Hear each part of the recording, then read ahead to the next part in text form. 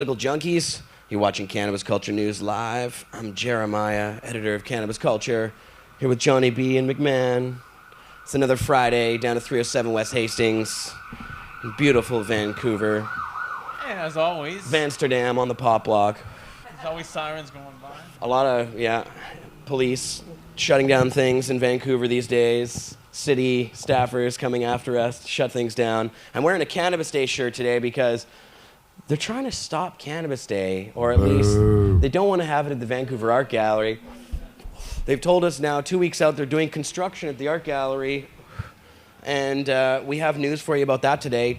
I just before the show got out of a meeting with city officials, the actual city manager, the deputy city manager, and his team of his. No, they're all of them actually really good City people. Hall? They were really good people. We had a VPD person, we had an engineer guy, we had a bunch of people, and they all seemed like really awesome people to work with. In the past, we've been working with another crew, Kale in the special events office. Now we're working with Sadhu Johnston, who's the deputy city manager. And actually, I think they're gonna come back to us with more information. We've told them our position. And essentially, we might as well get it out of the way right at the beginning of the show here. Our position, we're going to get the chat going too. What is our position? Our position is, as the caretakers of Cannabis Day, we don't really control or own this protest. This protest belongs to all of the marijuana activists in the city of Vancouver and everybody in the vendors and everybody who's been coming down there for 20 years. This is our 20th anniversary, and I don't own Cannabis Day. These guys don't own it. No. Cannabis Culture doesn't own it. And we made that very clear to the people in the city manager's office. Cannabis Day belongs. Everybody. Cannabis Day belongs to the cannabis community in this country who believe that the cannabis laws or the laws against cannabis are unjust, unfair, and unwarranted. And we want to change that, and that's why we have this protest and have been doing so. Right. And over the years, this cannabis farmers market, now this is the thing they're really worried about, is all these people openly selling marijuana recreationally and to just whoever passes by down in the city of Vancouver. We don't actually control that at all. What I do is I take donations from those people and I say I'll hold a spot for them down there, and that donation goes right into the setting up of a stage and the sound equipment we use. Now that's it. Yeah. That's basically the entire thing. Well, it's also for the porta potties. We have to fencing, pay for the fencing, security, right, radios, first aid. Are we ambulance pay service? $52,000 for policing? Apparently. Well, now we have Penny Ballum in the city. Now the guy we met with today is Penny's second in command, and Penny went to CKNW and said that they paid all this money, $93,000 for last 420 here in the city. That includes policing, safety, and what she said was the porta potties and sanitation, and they paid $10,000 for that. Well, we have the receipts that show we paid $1,800 for all of the porta potties that were there, and we clean up all the garbage ourselves. I got video of people sweeping out at 3 a.m. It was the cleanest 2-3 years running. I got it on camera, so we got that. We stay there till the job is done. It essentially, looks cleaner than it is when we show up. Yeah, it looks perfect when we're done with it. Yeah. It looks Leave super no slick. footprint. It's better than it was when we got I think there. it's because most people are out there And that's looking thanks for to roaches. guys like David all the roaches get picked up. Yeah. There's people out there actually, they were sweeping through all of the bulk mulch stuff. They're looking for roaches, they're looking for coins, whatever, and that's why it's so clean. I mean, it is. It's Neil, can you pass me my bong? Would that be? Neil's got his Cannabis Day shirt on too. Crop King Kyle? No, not yet, but I will. Okay, Neil's going to go talk to Kyle. Good work, Neil. So it was an interesting meeting today. Now, I'm going to be honest with you guys and tell you exactly what happened here. At first, we didn't really get along, Sadhu Johnson and I. We had a phone conversation that was really not very friendly and happy, and he was unhappy with me, and I was unhappy that on just a few nights ago, I think it was Tuesday night, we got a call from a reporter at the province newspaper asking us, hey, what's going on with the Vancouver Art Gallery being closed this year? We're hearing that you guys are being denied your permit. And I told him, well, we don't ever get a permit. Every year we just show up and have our protest. But we've been working with the city. We go and have 4 or 5 meetings with the city officials every year. We've been working with them. They know of our plans. We haven't heard anything from them to discourage us from going there and doing our thing, which we do and have done for the last 20 years.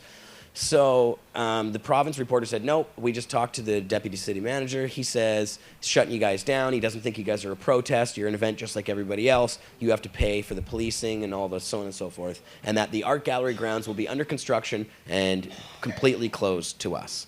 So I put in a call to the people that I usually work with at the city. Nobody responded. Nobody was getting back to me. I heard back 2 days later from somebody at Sadhu Johnson's office. It was Sadhu. That's when we had our conversation that didn't go so well. So we booked an appointment to go and actually sit with him. Today it went very well, I think, for the most part. They at least got the picture by the time we were done. They had a very hard time understanding how we weren't in charge of this rally and how we don't control all the vendors. They had a hard time saying, well, you guys are, collecting money. We don't get how you don't run them and you don't own them. It's like, well, we just collect donations from them. They give us donation money, we spend it on the stage and sound equipment, and I volunteer to go down at 5 a.m. and hold down the spots for him and say, this guy's in number 1, this guy's in number 2, this guy's in number 3. Now there's even more vendors that come down that don't pay, and what I do is I help them find spots as well, suitable spots. We go to the city's conditions, I work within the rules that were given by the city so that we mitigate any safety disasters and that everybody has a good time and we all play fair and fun. So by cutting us off from the art gallery completely 2 weeks beforehand, we explained to them that they're causing major safety concerns in the city. We're going to have basically a bomb of 10 to 20,000 people dropped on the city, nowhere to go, and they're all going to want to set up their booths, and they're going to do it right here in the damn road. And so we tried to get that through to them, and I think we were successful. Now, they have not given us any answer. They were very considerate of things. They told us that the south side of the art gallery, where Robson Street is, we'll have benches and other installations there because of this Viva Vancouver festival thing that they do every year there. In the years previous, it was just benches, like cardboard benches made of recycled material or beanbag chairs. This year, apparently, they're going to have some kind of other setup. So I think that I'm not really sure what's going to happen at this point. We've told them what we want. They have not committed to any kind of deal. They haven't said that they're going to allow us to do things. In fact, they've actually beforehand threatened that they will shut down the booths and they will shut us down if we try and set up. So everything's up in the air right now. I don't think that's going to happen. I think they're trying to be very cool about everything. They're trying to play fair. And they've suggested that we move 420 and the Cannabis Day to a completely different location. They want us to move to actually over by the Cambie Street Bridge, just over here where they have all the food truck festival and all that kind of stuff. So in the future, that's what they want to do. They want us to go there. They say no more 420s or Cannabis Days at the Vancouver Art Gallery. Okay, let me tell you something, though. If you, and we've had a sort of an impromptu meeting a few days ago about this, and one of the things that's come up to my attention is if you do, though, or we as Cannabis Culture, say, okay, we're going to try to do what you suggest, you right then and there have legally taken on the responsibility of organizer. Well, and that's and there you go. You open yourself to getting those. Oh yeah. Fine or not fines, but being invoiced for all this other stuff. That's one of the things. This has already come up, and the city, according to the city, I am fully responsible. Me personally. Yeah. Because I am the so-called organizer. Because you put out the press release with your name on it.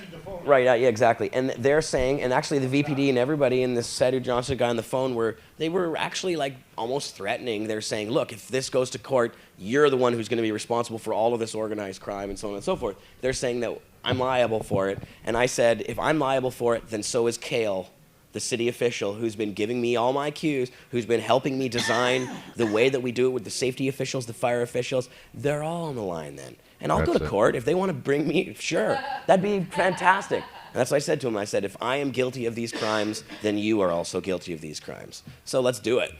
But I don't think that's going to happen. No. They don't even want us. They don't even really want to shut us down. They just don't want us at the Vancouver Art Gallery anymore. That's it, yeah. Yeah. They want us moved. And they're all freaking out because they didn't really realize. See, what happened was, Kale, the person that we usually work with in the city, she's had some family problems and is off doing her thing. I'm not sure what happened, but she's got other things that she's doing, not there. So they didn't get the note, I guess, from her, or they didn't realize it until Rob Moore You know, crazy Rob Moore. Oh, Yeah. God. He put in a permit for 420 on the south side. And so they thought that was us.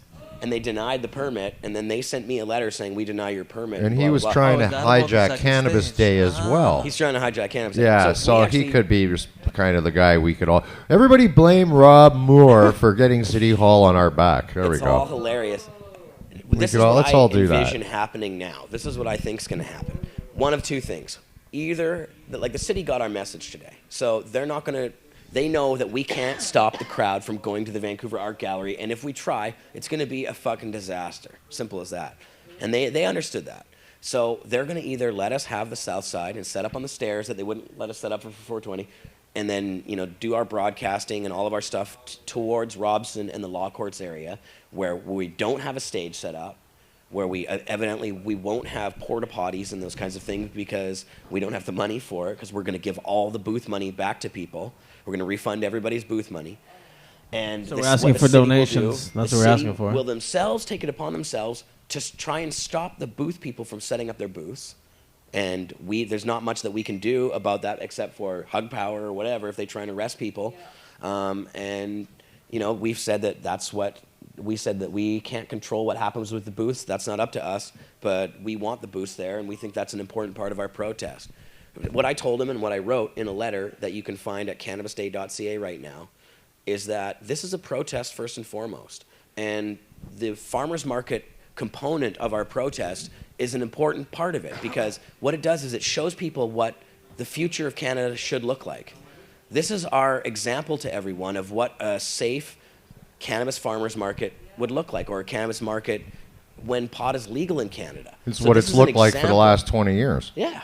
I explained all that to them too, so they understand as part of the protest. What I think might happen, they might just give us the Vancouver Art Gallery grounds on the north side and postpone the construction and say we're going to put the construction off so they can save face, even though we know that the construction wasn't supposed to really start until the 13th. We have a document that shows that the contractors have to start working on it by the 13th. They told us when I brought that up that, well, we need to shut it all down and get it ready for that. So apparently that takes 2 weeks, but hopefully they'll just postpone the construction. We can do our thing. This will be the last year we are allowed to do it at the Vancouver Art Gallery. That's what I'm envisioning. But Well, we remember we talked a couple of things about Plan B. right. Yeah. Well, 1 that's true minute now. warning. We did talk about this, and I wrote a little bit of this in my letter saying that if they try and shut us down completely, we're just going to have the protest there anyways.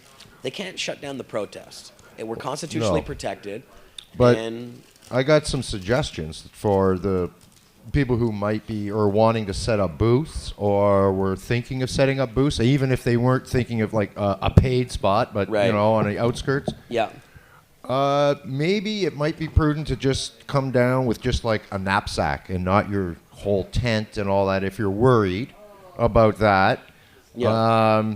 So you can quickly leave if you are hassled by cops. Something else that came to mind, though, is if we all were to show up, or if predominantly, rather than wear all our usual weed gear, go down and everybody just Happy wear... 420. Sorry, Opus. Oh, sorry, 420. I just want to say something because I just got a message from Rob Moore. I'm not blaming Rob at all for trying to get a No. We're permit. saying 420, Rob Rob. didn't cause this problem. No, I was joking when I said No, everybody Rob did blame not. Rob. This is not Rob Moore started this whole thing. He applied to get a permit just like anybody would. He wants to have a stage on one side, and we weren't using that side. And so I told him that he should go and do whatever he wants with the city, and he can apply for it. And I never told him that we had a permit. He thinks that...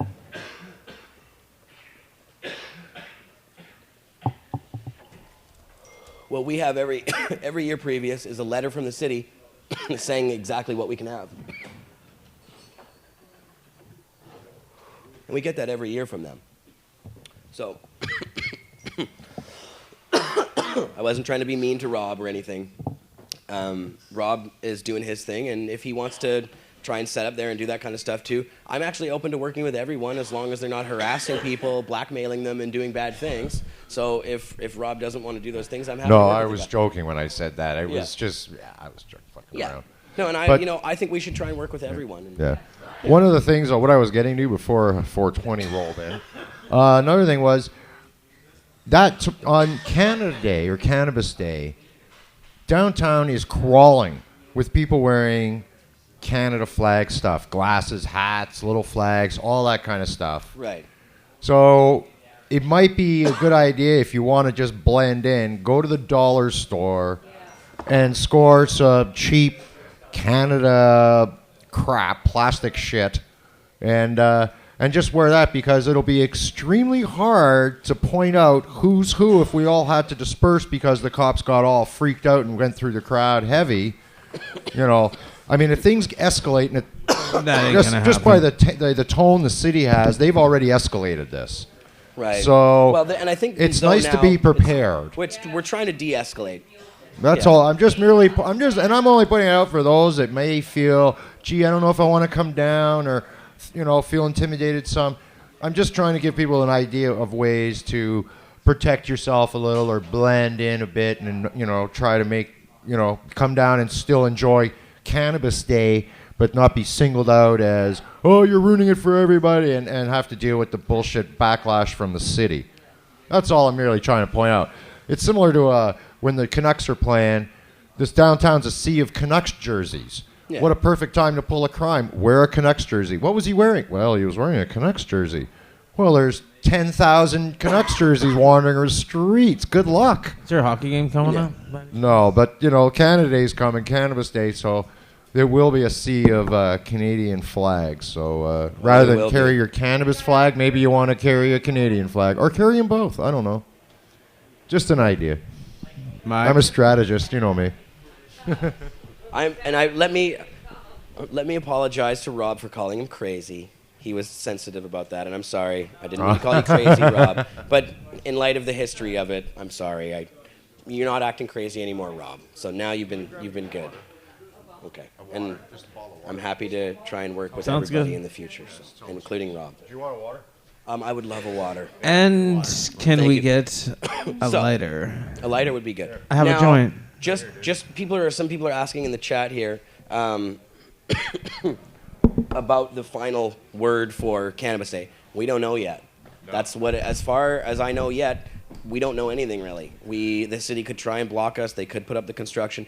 They haven't given us word. We hope to find out on Monday. Yeah. That's basically when they've told us they'll get back to us. So. And I'll have updates as I know on my show Monday.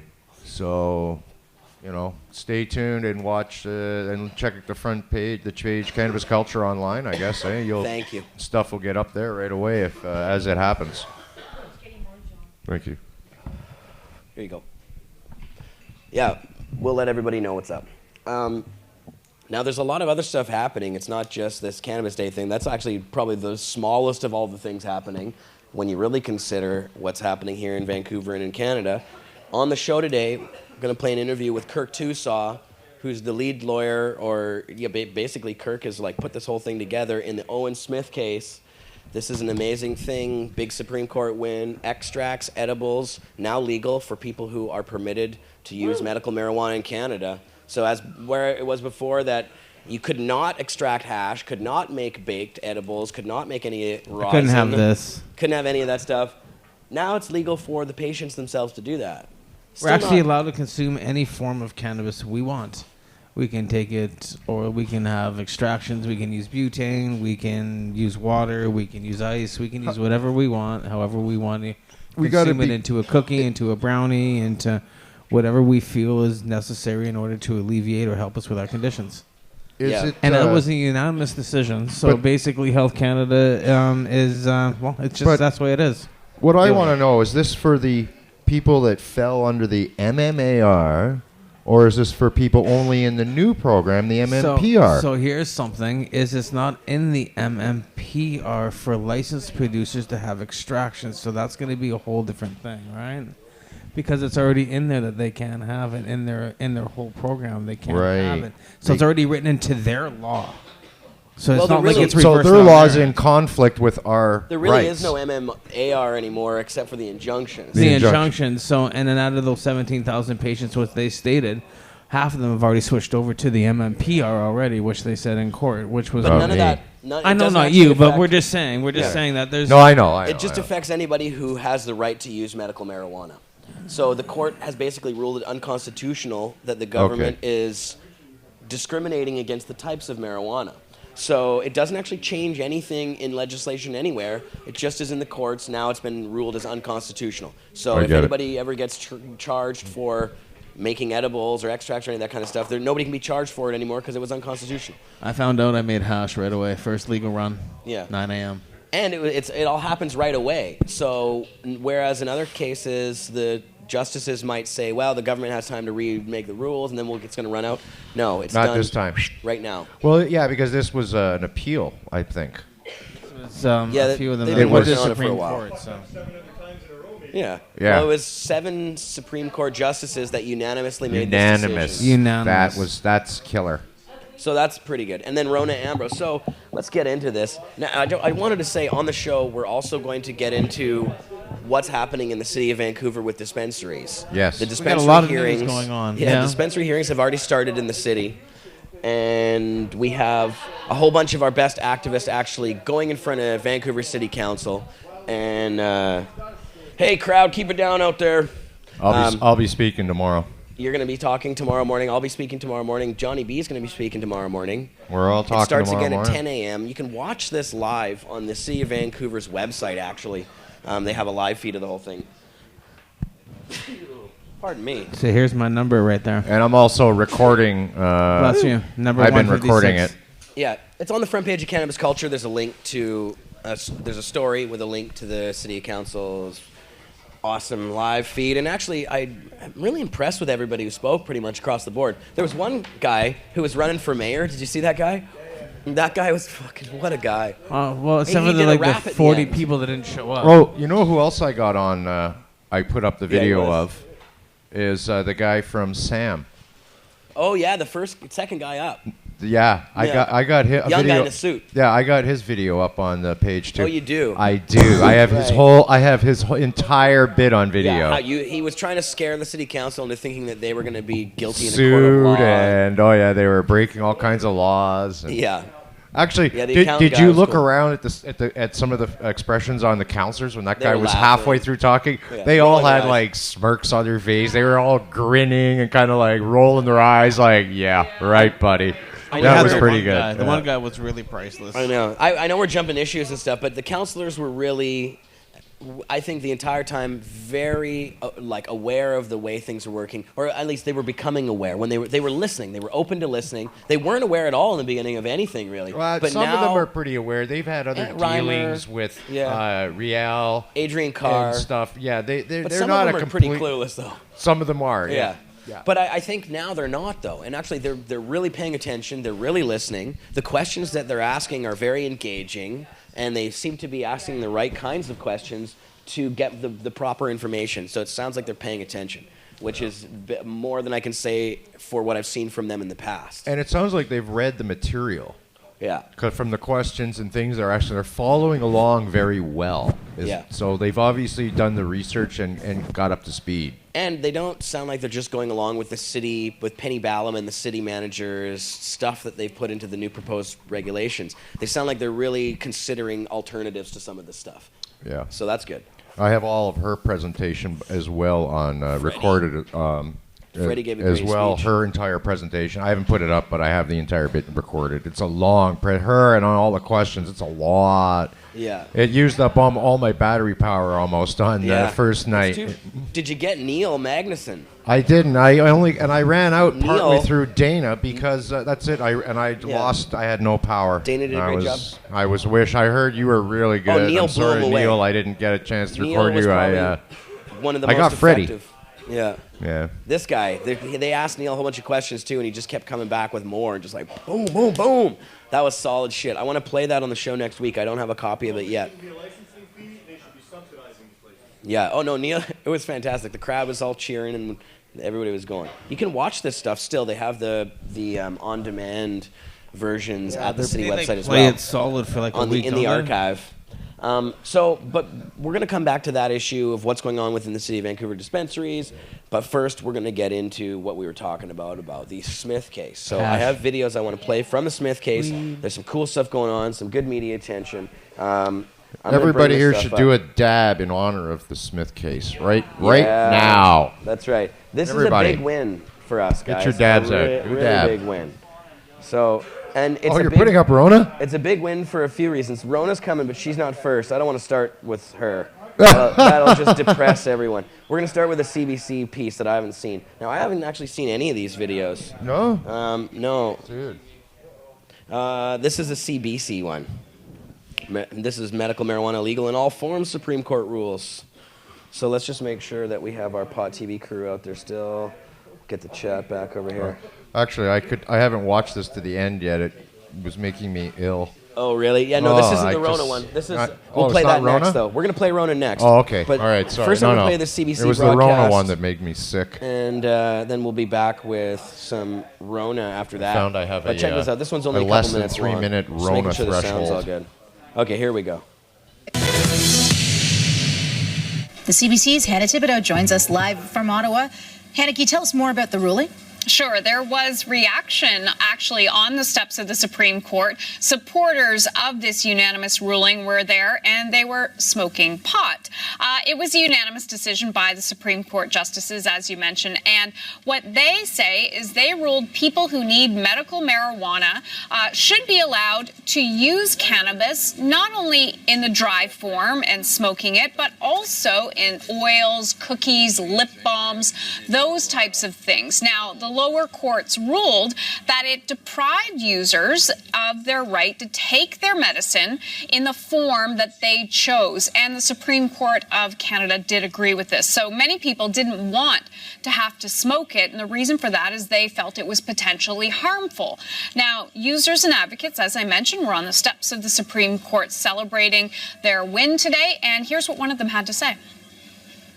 So with having an extract that is simply that, I'm able to ingest it and get the same sort of medicinally beneficial effects that I would as compared to smoking, but not having to smoke it. So it's nice to know that I'm not a criminal for using my medicine the way that I need to. So what's the government saying about this, Hannah?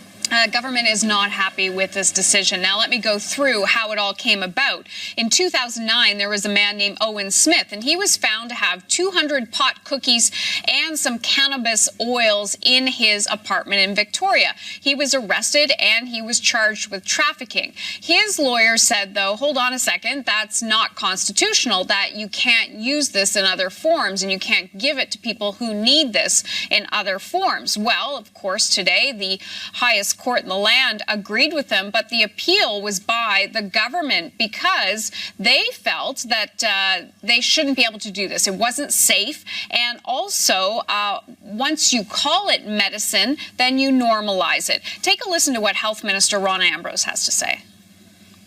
And now today the Supreme Court has ruled that marijuana cookies and brownies are quote-unquote medicinal treatment. Let's remember there's only one authority in Canada that can create, that has the authority and the expertise to make a drug into a medicine, and that's Health Canada. So she went on to say that she was outraged with the ruling by the Supreme Court justices. She said she'll continue to fight this, but how will they fight this? Because the final word was by the Supreme Court of Canada. There are no more courts for the government to go to. So what she said is she's going to fight this through messaging to tell people that pot is not healthy. So that was one of the things she said, and she said they're going to target that messaging at young people. All right, we're back. Yeah. So there you go. Great. We're going to get more bullshit marijuana ads. How much? We'll get another, what, $700,000 advertising campaign now? Yeah, unbelievable the amount of money they spend on this propaganda. So, yeah, well, should we... That's okay. We got Can social we get the media. glass? Let's We tune got social in with media, and Rona I'm pretty here. sure that we... Let's listen to what Rona had to say after the, we heard All a right, little let's bit. listen But to... this one's going to make everybody depressed, but we got to sit through it because we got to know what the enemy is we talking got about. to watch her, here. and then... Okay, hold on. I got to play the video. All right. And here she is. Enjoy if possible. That actually lost public health and safety ground over 10 years ago when a court ruled that smoking marijuana was quote-unquote a treatment. And now today the Supreme Court has ruled that marijuana cookies and brownies are quote-unquote medicinal treatment. Let's remember there's only one authority in Canada that can create, that has the authority and the expertise to make a drug into a medicine, and that's Health Canada. And marijuana has never gone through the regulatory approval process at Health Canada. It has, which of course requires rigorous safety reviews and clinical trials with scientific evidence. So, frankly, I'm outraged by the Supreme Court and the court ruling 10 years ago, which now means that we have, again, this message that normalizes a drug where there is no clear clinical evidence that it is, quote unquote, a medicine. It is not an approved medicine by Health Canada. It has never undergone rigorous safety reviews by Health Canada. It has never been approved to be a medicine. So what are you waiting for? Why don't you put it through the rigorous treatment? People are taking it every day. They're taking it right now as we speak. So that's not my job as minister. If there is clinical evidence and a company decided to submit it to the regulatory approval process, it would be looked at. That has never happened. So basically, the big issue here, let's remember, the big issue here is the message about normalization. The message that judges, not medical experts, judges have decided something is a medicine. Never in the history of Canada has a drug become a medicine because judges deemed it so. There is a regulatory approval process that Health Canada undertakes, and that's with clinical evidence and safety reviews so that we can protect the health of Canadians. What will you do about it, though? What can you do? The judges just ruled. We will continue to fight against these kinds of, this kind of message. As I said repeatedly, this is a larger issue. We have to continue to get the message to Canadians that this is not a drug. It is not a medicine. There's very harmful effects of marijuana, especially on our youth. In that case, there is very clear clinical and scientific evidence. As I said, I'm outraged by the message that judges are sending, that they think that they can approve a drug into a medicine without clear clinical scientific evidence and without safety reviews. It's very unfortunate. Hélène Buzetti-Devoir, just to follow up on my colleague's question. So you say, she was asking you what can you do about it, and you were talking about fighting the message. But this is communication. I'm wondering, is there something you can actually do in terms of legal procedures of any sorts to stop this from happening? Well, I'm Canada's health minister, and I am never going to tell Canadians that marijuana is a medicine when it has not been approved as a medicine. It has not undergone clinical trials for safety and efficacy as a treatment. Right. That would be completely irresponsible. In addition, we do have very clear evidence, which is why we've launched an ad campaign to inform Canadian parents about marijuana use for youth. There's very clear clinical evidence and scientific evidence by many experts that is very harmful for youth to smoke marijuana and ingest marijuana. I'm very concerned that not only now are we fighting the issue of kids smoking pot and that being normalized, but now that they could potentially think that eating marijuana brownies and marijuana cookies is going to be okay. I mean, all you have to do is look at what happened at the rally in Vancouver. In one day, there were 63 kids that came in with poisoning because of marijuana ingestion. And I believe 36 of them were using quote-unquote edibles, so cookies and brownies. This is a serious issue. But the larger issue here is come October 19th during our election, we are going to have a choice. This is what we're looking at. We're looking at a society where, like in Vancouver now, we have more pot dispensaries than Starbucks locations. Selling cookies, selling marijuana brownies, kids are able to buy them. And normalizing, the message about normalization is a serious one. As health minister, I look back and I think about the billions of dollars we have spent fighting big tobacco. We know that this is a harmful substance for young people. We know that.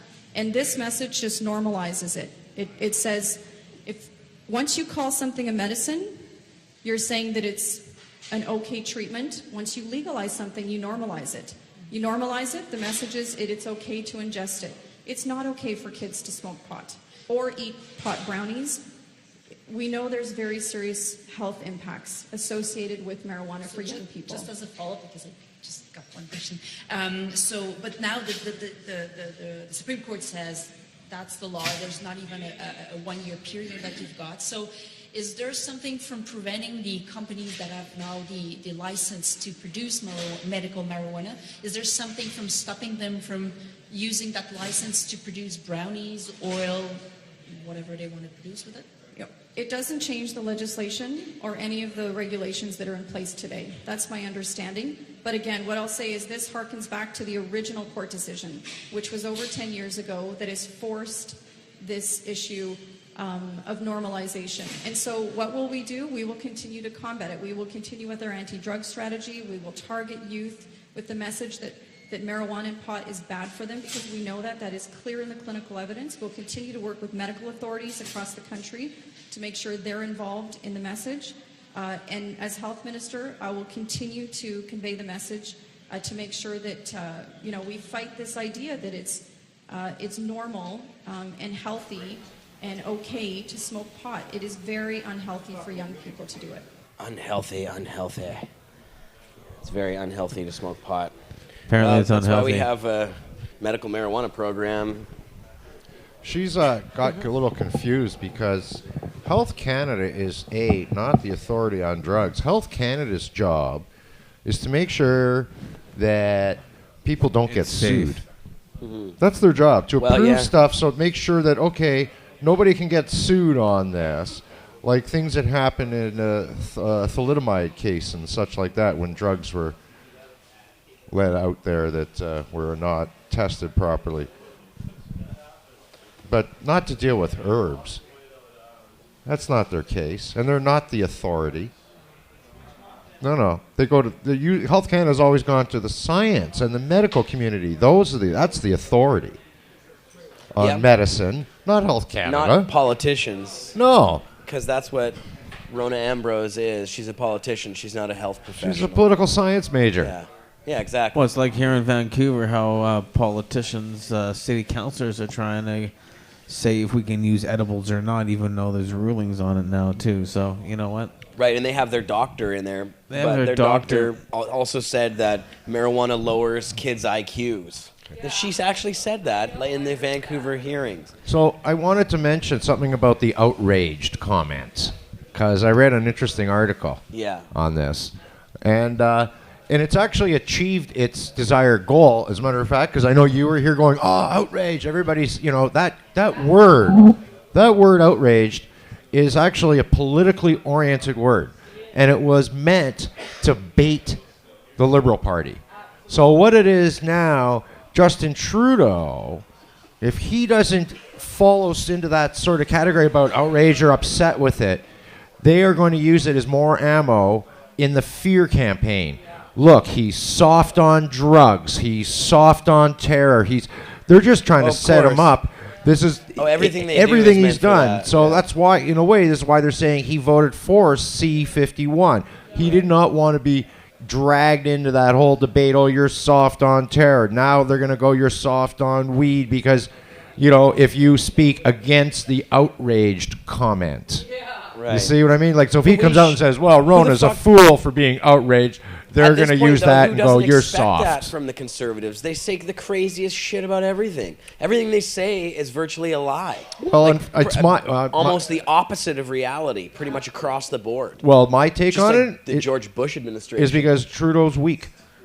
No other reason. Right. I'm sorry. That's just what I have to call it what it is. Because if he wasn't, he would have stood up and been the tough guy and stood up to this. I agree. But you don't. He's not. He's not inspiring. They really screwed up. He's taking a backstroke. He's getting the shit kicked out of him by the Conservatives' bullshit fear campaign, and he's getting played, and he doesn't even see it. Which, in a way, tells me the Conservatives were right about one thing: he's not ready. He's not a tough guy who can stand up to the heat. The wave. Sorry, that's just the way it is. The orange wave that's happening. Oh, it's crazy. He stood up against the damn bill. Because Trudeau he's trying to be a tough guy. Stood up against it. Yeah. He's a gristled old. He's like an old bear with his beard. He's a tough ass. Angry Tom. I mean, I don't like him, but at least He's inspiring, and I that's like why him the a lot more orange now. wave is what it is, because he's inspiring. And Trudeau's he's blowing it big. And I'm sorry to say that because I liked his ideas, but he's not I a liked tough guy. Trudeau's idea about legalizing marijuana. Yeah, but that's what we all did, of course. That's about as much as, and I did like other things about Trudeau, and I there's do more, like other things there's about more him, to but running a country than it is the just When the legalizing Liberals marijuana. were in power, we weren't happy. We weren't happy with Anne McClellan when she ran the medical marijuana program. Everybody hated her and her policies. Yeah. They were, let's not all look at the Liberals as they were such great people when they were in power.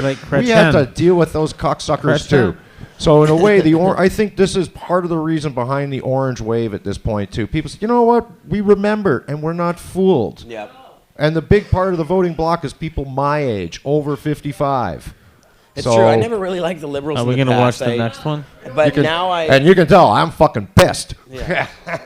But we all lately are. they've been a lot better, and I was hoping that they would come along. But they could still change, I think. I think Well, it's I still hope. possible for the Liberals to come. I'm not saying that they're going to win any elections or anything anytime soon. I hope maybe that some of them do. I wouldn't mind a coalition between the NDP and the Liberals in a certain way. I pray for that every day. I go, oh, please, Yeah, I please, know. please. I know. I Turn wish on my they- computer. Fuck, no coalition There news. was a time that was just about to happen.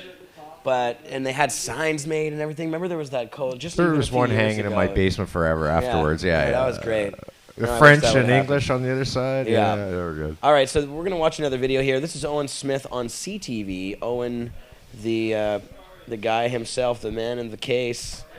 He's fantastic. The baker. Cannabis Digest. The accused? Owen the baker. The baker. Cannabis Buyers Club, Victoria. Here we go. Check it out. The great cookie caper. The great cookie caper.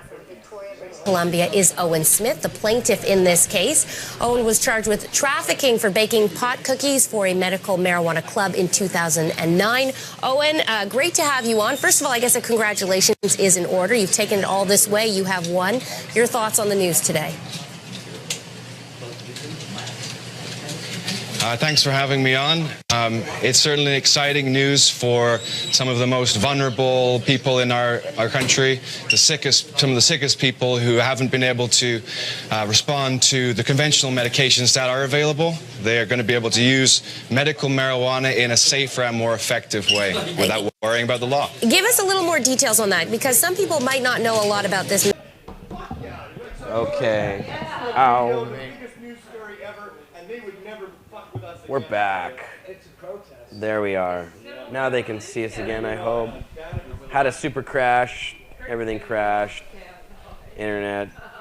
Laptop. Crazy. YouTube. Where the hell did those come from? So we're back Did you here. bring those, or do they sell those here? They sell these here. They got tubes here. What do they sell? You're kidding me. Pringles. Okay, are we back? Get some Pringles. There you go. Dun dun dun dun dun. They do. I think so. So, we got potato chips now, huh? Mm. That's what happens. I just found out they sell these here. I didn't know. They do. Right here in the lounge, get your Pringles Okay. in the tube. We're going to go back to the video as long as the chat can actually see us here. As long as everything seems okay.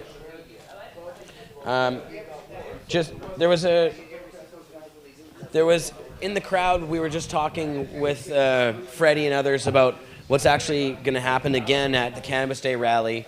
Just so everybody knows, it's still at this point going on at the Vancouver Art Gallery no matter what happens. So it's going to be something there. It's either going to be a protest around the closed off fences, or they're going to open it up and let us in there, but there's no way for us to move it. We've told them outright there's absolutely no way for us to move it from the Vancouver Art Gallery this year. And that's kind of the way we're going forward. So that's not like a threat or anything, but that's just the way it is. There's nothing we can do to stop the rally from going to the Vancouver Art Gallery no matter how hard we try. So it is going to be there this year. Yeah, we'll be there one way or another. So Pretty much, if the city doesn't want it there, then it's going to be up to them to advertise it and everything. That would be shutting down all the streets around there. Yeah. It'd cause more of they didn't cause more of a problem than anything. They were trying to say, well, we didn't. It's not our responsibility to contact you guys and tell you about the construction. Well, actually, we've been working with them for a long time, for years on this, dealing with them, going into their office. So when there is construction happening, it is their responsibility to get in touch with us. How the hell are we supposed to know? We don't know anything about it. We're just going about our business as usual, like we always do, and telling them about our plans like we always do. We haven't done anything differently. You don't check the updates with the city where construction's happening all over the place? I guess I don't have the login information for the back end of the city's website for their. They might once I get elected, then I'll have access to that. Yeah. Can you? Are you running Once I'm the mayor? Is it possible though to? Jeremiah for mayor. I'm running for mayor next year. Yeah. No, see, I like the mayor. Gregor's awesome, and I actually like the city of Vancouver. I love everybody that we've worked with. They're all totally awesome. So I got no problems with these guys. I mean, city councilors seem pretty good. Is it not possible though, if when we find more out, at some point, just to say, well, the city has decided that they have taken over, so we're no longer, we're not responsible anymore because the city's like cut us out. So they've taken the organizers and the people who were stepping up to take responsibility. They're cutting you out of the picture and saying, nope, it's not happening anymore. So at that point, it's, I think, a good idea to, if we need to, really say, well, everybody's can do what they want. Yeah. But we have, the city's cut us off. Make it sound like the city's fucking us. Yeah. As opposed to they're telling us we can't have it. Don't say that. No, they cut us out of it. Yeah. So in other words, you're making it sound like the city's doing it. I like what we have there, and I like setting up all the booths, and I love all that stuff. Yeah. But they're not going to let me help the people do that. No. They're stopping me from helping everybody. So they are essentially taking responsibility for all the tents and all the people and all the crowds. Or anything? You know what I'm going to do is I'll probably just end up being there, and I'm going to try and facilitate anything I can. I can't just stand back and watch it be unsafe or something, so I'm going to do my best to try and make the place safe for everyone in the best way possible. And if that gets me whatever, hopefully that won't be a problem. But I'm going to do my best to make sure that it still goes smoothly in whatever way. At the end of it, we'll be there to help you. Yeah. Yeah. At the end of it, after it's all over, next few days, might be interesting to go around to some of the businesses and ask them how they were affected by the changes, and would they have preferred that we had what we normally do. Who knows what's going to happen, but we'll see. I don't want it to turn into some big problem, really. I wish they would just go smoothly. No, I want the festival, the protest festival to happen. No, protest market, actually, not a festival. The protest farmers market. So that means still happening in the Vancouver Art Gallery. We hope to see you guys down there. Whatever way it looks, we hope to see you guys down there. So I'm hoping that this I'll be there. Actually allow us to use the grounds. We should start having a monthly farmers market. We're going to keep lobbying for that. So let's start having a monthly one. Yeah, well, should have a monthly one. They do it all through the summers on every other communities.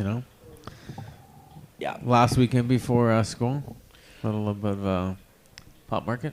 Yeah. We actually envisioned that at one time. I think we should happen. I don't know. Having a farmer's market 4 times a year, a seasonal one. I think we should be doing this. I'm just saying here. You know what? The farmer's market. I see farmer's market happen all over the place around food. Well, you know what? I mean, I'm a farmer. I farm my own medicine, and I mean that's when I have my harvest days. I harvest on a full moon. This is what happens in September, October. I mean, it's just a thought. Just saying, guys. I kind of said that a few weeks back on one of my shows that. I was thinking, just from the reactions, I thought that would have been the last 420 we saw like that. And then when someone asked me, well, what do you think it'll turn into? And then maybe with the election and the laws changing and all kinds of other things that might be coming up, I think that the 420 at least will evolve into smaller farmers markets. We have Chinese night market in Richmond through the summertime and stuff like that. Yeah. I think we should. I mean, it's something that should be planned, and I think it's something that should be brought forward as a community, as in where we are here today. People it's a good way of getting a message out, helping a lot of sick people. Educating people, everything. I mean, there's so much more that we can do and not just pick particular days. I think we should start be doing this more as that kind of... And if the city wants that, fine. You're going to give us an area down near Cannabis Street Bridge. We're going to be there every month. Yep. Just saying. Well, I was looking at the farmer because I'm thinking, legal, de facto, whatever, legalization, just the way things are. with all the dispensaries going on, unfortunately, I could also see it being a problem with the dispensaries freaking out if they're paying $30,000 for a license and we want to have a farmer's market. They might cry foul at us. But I was just thinking about. That's just what it happens when you're dealing. But it also points out Pringles. You guys are just dealing with a plant. I'm not, this one is a difficult situation because the farmers market is a protest of our federal laws. Yes. So I do understand, though, that the City of Vancouver has done everything they can to try and accommodate they haven't done everything yet, but they're doing a lot. And they're coming forward with these rules. I think these rules are way too overbearing and close too many of the dispensaries and all that kind of stuff. $30,000 is ridiculous. $133 a year. Is that what they said? I think so, yeah. They're trying, right? And I see that. And as you said, if these people are paying a bunch of money, or say even the city council allows nonprofits to waive the fee or something along those lines, I can see that, and I concede that maybe we want to take that into account when we're having our protests, that we're not aggravating certain sectors of our own supporters because we're saying, we're going to do it for free, even though there's already a system set up to do it pretty much legally in the city. So maybe we have to consider that stuff. I'm just being, I don't know, I like both sides of it. I want the protests and I want the open free farmers market, and I don't like the regulations, and I don't like the government always trying to get their cut of everything and so on and so forth. I believe in volunteerism. I think after last night's presentation that the one true Compassion Club here in the city, and the oldest one, has a good chance of being maybe exempted from that. Right. Only because one of the city councilors mentioned that she moved into the neighborhood way back when they were first starting out. Yeah. And had her child there, her young child, and has seen... even commended them as being the greatest neighbors and, community goal-oriented and such. And when their spokesperson talked about how the school across the street is a private school and they actually have field trips that come over to the dispensary. Yeah. And the dispensary sometimes goes over and speaks to their biology classes, their members and stuff. Right. How could they possibly... wreck that? They're gonna make an allowance for. They are really gonna come around. Dispensaries who have contributed a lot to the community. You can see all the councillors have asked questions about that issue when that's come up by the speakers. So I have a feeling that that's one of the areas that they're going to try. And I think this is what's playing into the whole farmers market. They're, we're out here trying to blatantly sell weed. And they're trying to bring in regulations about selling weed. I think this is a part of what's driving this impasse with our protest. Right. And I always look at it this way when I'm thinking about marijuana activism. I'm an activist who actually has my own political views, like we all do, in certain ways about things. I'm a libertarian socialist. Like Goodwin? Yeah, exactly. Right. And so we all have our own political philosophies, and we have to be careful that we don't always interject those into our marijuana activism in certain ways. But some of them, I think, are based around actually helping people instead of hurting them. So, there's this fine line, but how much do the politics get involved, your personal politics? And in this one, I'm trying to be fair. I'm trying to say the city is doing their best to try and regulate this, and that we have to go along with their regulations in some shape, form, or fashion, even though I'm kind of against these kind of regulations, my own political philosophy in a lot of ways. But the government should be allowing this market to flourish and not closing any of them down. And I don't believe that there's any harm in having them near schools. You might not want them directly across from a school or something, but well, I'm going to beg to differ with that. There's liquor stores right across from the school. There's two liquor stores on Denman Street within view I of the school. wanted to make mention about what Opus was talking about. Whenever this liquor issue comes up at the city council in the hearings, you can see all the councillors kind of look down, and they kind of look like they're ashamed of the liquor issue, because whenever you compare pot to liquor there, it's like, what happens on Granville Street every night? How much money gets spent by police on taking care of all the crazy drunks? You think it's bad that 64 people went to get checked out at the hospital? No, these guys go to jail 420? overnight. What happens every week on Granville? How many people go to the hospital? And jail. Yeah, jail. How many people go to the drunk tank? Or, beat up their relatives, wives, kids. We don't get it. Who knows what the fuck else, Oh, they didn't want to get down that road. Right. And so when that comes up, they obviously are like, well, yeah. And they kept deferring back to, we're not regulating substances, we're only regulating the business license part of it. Yeah, but then they that's how they keep trying to sidestep But some of that's the not other actually issues. true. As Kirk pointed out, by banning edibles, Exactly. they are actually putting regulation. I talked to Kirk and they about did that. say they were going to wait, though. I mean, now that the Supreme Court ruling has come in, they're kind of like, we may not be able to do that. They're going to put in some kind of a packaging kind of regulatory thing is what they're looking at. Yeah. I mean, but that was another thing, right? They brought in, I mean, even with testing and stuff, so...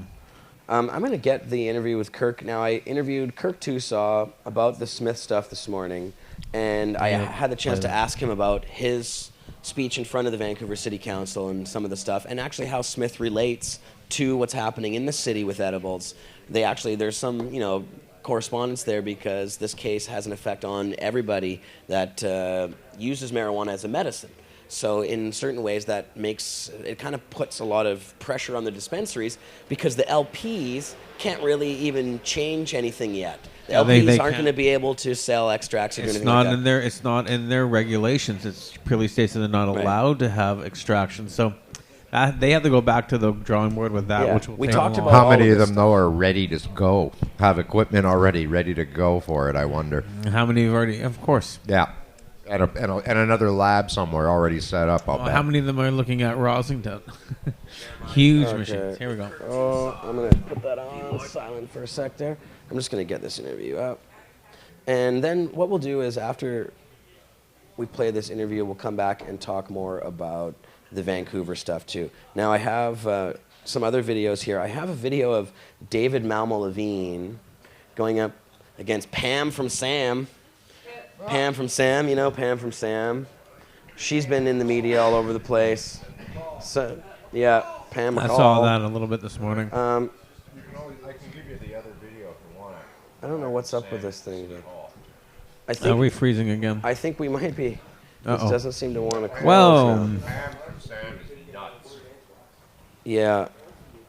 Yeah, this is strange that right now, I don't think we're actually frozen, but... Oh, this program is frozen. Oh, hell. I'm glad that actually Pam is the spokesperson from Sam because she just makes those people look like loonies. Yeah, it's true. It's good. They don't have somebody decent and well-spoken that they have her. There we go. Let me just check.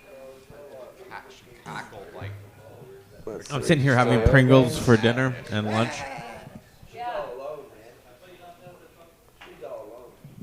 Yeah, no, she's all by. I saw your face. What's still here? Good. She's an army. She's a group of one.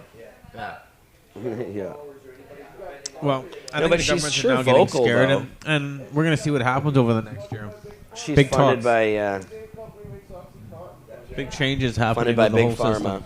Sounds like the woman who was in It's like what Nanaimo. Mark said. When Mark said is we're looking at legalization within the next 3 to 5 years worldwide. It's happening. Oh yeah. It's odd that I think 5 for all the Right? I mean, Western world. the I'll more try and play things it that are in VLC happening today, the instead. more recognition. But I mean, are they going to make it recreational? Are they going to make it medical? They seem to profit more off the recreational than they do off the medical because the medical is still funded by pharma. That's like when they said that point system when they were talking about there at City Hall. Where, I mean, it's 4 points to 1 point, and the person with the least amount of points wins the lottery. You get 1 point for being for-profit, open business, and then I didn't understand that. Well, whole that point was system. a crazy system. It that was a one. crazy system. So the business that was open for profit, where the one beside it that was non-profit that might have had some members' problems, might get 2 points for complaints, would then lose the lottery, and the for-profit business would then stay in. So that I didn't really like seeing that at all, because then we're going to get back to talking about the compassionate clubs in town, what the BCCS, where I first started going, what led me to the Green Cross, with being a members rep there and putting in that infrastructure, which were, in my opinion, the 2 clubs in town that gave back more in the time that I was going through my stuff back in the late 2000s, 2006, 7, 8, 9, 10. It was quite a different atmosphere with these clubs where it was member driven, where they had parties, we had nights, we had members meetings once a week. It was really nice to see how these clubs were being run, because for me it was a full structure on how to get me back to work I was seriously injured. So I mean, these clubs are very much a part of my recovery. And today we don't see that. So, I mean that's the difference between the compassionate clubs that could never afford $30,000 to the clubs that have a open market. Yeah. You walk in, there's a counter, help yourself, there you go, which is much needed at the same time. But I think these laws were going to put in $30,000 for these clubs that are for profit, that are actually turning doors, or the ones that are actually giving back into like research and development, or into members rep, or into community centers. That was spoken at length about at last night at the meeting. I know, it's just, I mean, just hearing that and then looking at it, because I mean, for those two clubs that gave back to me so much, to see them having to move because they're around schools or anything, I think the councillors took a really good look and they listened to that. And it'd be really interesting to see how that, I mean, my talk will be geared towards what the clubs did for me in the beginning and how they should still be there. And then these regulations of charging them $30,000, or if they're close to a school or a park, I mean, they clean up parks, and we've already known that. They help out schools. They give education back. So I think they should take a look at exactly how these facilities can actually give back to the school board and the administration, other than trying to say, well, they're going to do harm to the society and stuff. I'm going after the parents. Yeah, there you go. Right, I mean, it's and we say that it's the parents, it's the sick mom, it's the sick children and the moms that are in schools that have made the difference, like Cheryl, like Haley Rose, who was able to medicate at her school, who had vaporizers, who was able to go off there. We had that authorized, who now had canna caps stored in the hospital to give her administration. So these laws, people are looking at it. We're seeing this more and more. So I mean, it's slowly happening. And I like the fact there was I forget his name. There was a lawyer who spoke last night, and they asked a lot of questions of him, and it was actually funny. He cracked up the council a few times. It was pretty cool. But I know who you're talking about. He alluded numerous times. He said, I mean, and it was good that he got this out many times. He said, nobody has ever died from cannabis. You might feel uncomfortable. And that was that phrase was repeated at least 3 times, and I thought that was good. Like, no matter how much, no matter what, the most that'll happen is you might feel uncomfortable. Right. You're gonna get too high. You're gonna freak out, think you might be dying. Yeah, and there's phone calls to that from the cops who stole marijuana. All right. We think we're dying. Yeah. So let's go ahead and play my interview with Kirk Tousaw from this morning. Kirk, lawyer in the big case, Supreme Court of Canada, extracts. Batting 1,000. Dun, dun, dun, dun. So here it is. Check it out. Hopefully this works and no crashes. Jeremiah here with Kirk Tousaw, the lawyer in the landmark edibles and extracts marijuana case, who just won a big success in the Supreme Court of Canada. Kirk, good to have you on the show again. Sure, thanks for having me. It's always a pleasure. Wow, what a big win, Kirk. This one's a huge one for us. And you've been doing a ton of media about it in the last day. You must be really tired. Well, it's an exciting time to be part of the medical cannabis law reform movement. It was very gratifying to see the Supreme Court of Canada hand down a unanimous decision protecting patient rights, patient medical autonomy, and confirming that sick and suffering Canadians find benefit from medical cannabis in form other than the dried buds of the plant. It was the right decision. It's something that Ted Smith, Owen Smith, myself, and all the witnesses have been working for a lot of years now. It's nice to come to the end of a long journey and have to be a unanimous victory of that issue. Right, and so this was unanimous amongst the 7 Supreme Court justices there. Can you tell us about what they ruled and their decision? Yeah, so the Supreme Court of Canada unanimously ruled that Mr. Smith had standing to challenge the law. The Crown had said that because he wasn't a patient or part of the MMAR that he shouldn't be allowed to even bring his constitutional challenge. They rejected that argument and confirmed that if a law is unconstitutional as to one person, it's constitutional as to every Canadian. So that has an impact that's going to spread beyond just this case. It confirms a long-standing constitutional principle of the supremacy of the Charter. The second and primary thing that they ruled is that Section 7 of the Charter is violated by the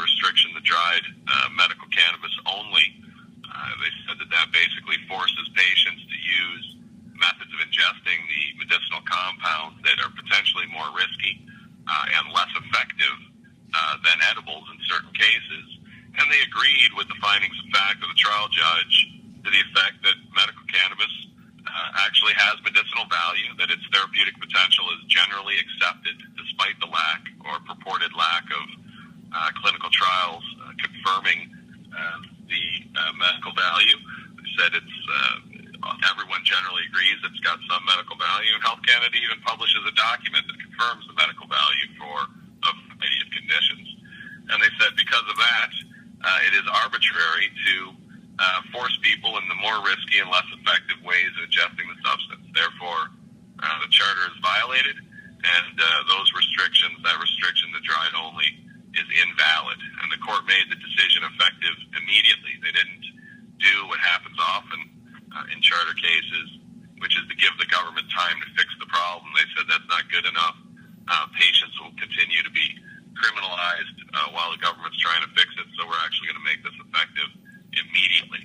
And finally, and I think this is very significant, they did not tie their decision to the MMAR. They tied it to the Controlled Drugs and Substances Act, and so it applies to MMAR patients, it applies to MMPR patients, it applies to anyone that's medically authorized to possess cannabis for medical purposes. So really almost couldn't be more pleased with the decision, and look forward to see what the ramifications are in the weeks and months to come. Mm-hmm. So let's talk about that. Really, what does this mean? I mean, at this point in Health Canada's MMPR system, we have the new licensed producers. Those licensed producers have been producing just the flowers themselves. So they will now be allowed to sell and send through the mail the extracts and edibles, things of that nature. No, I don't think so.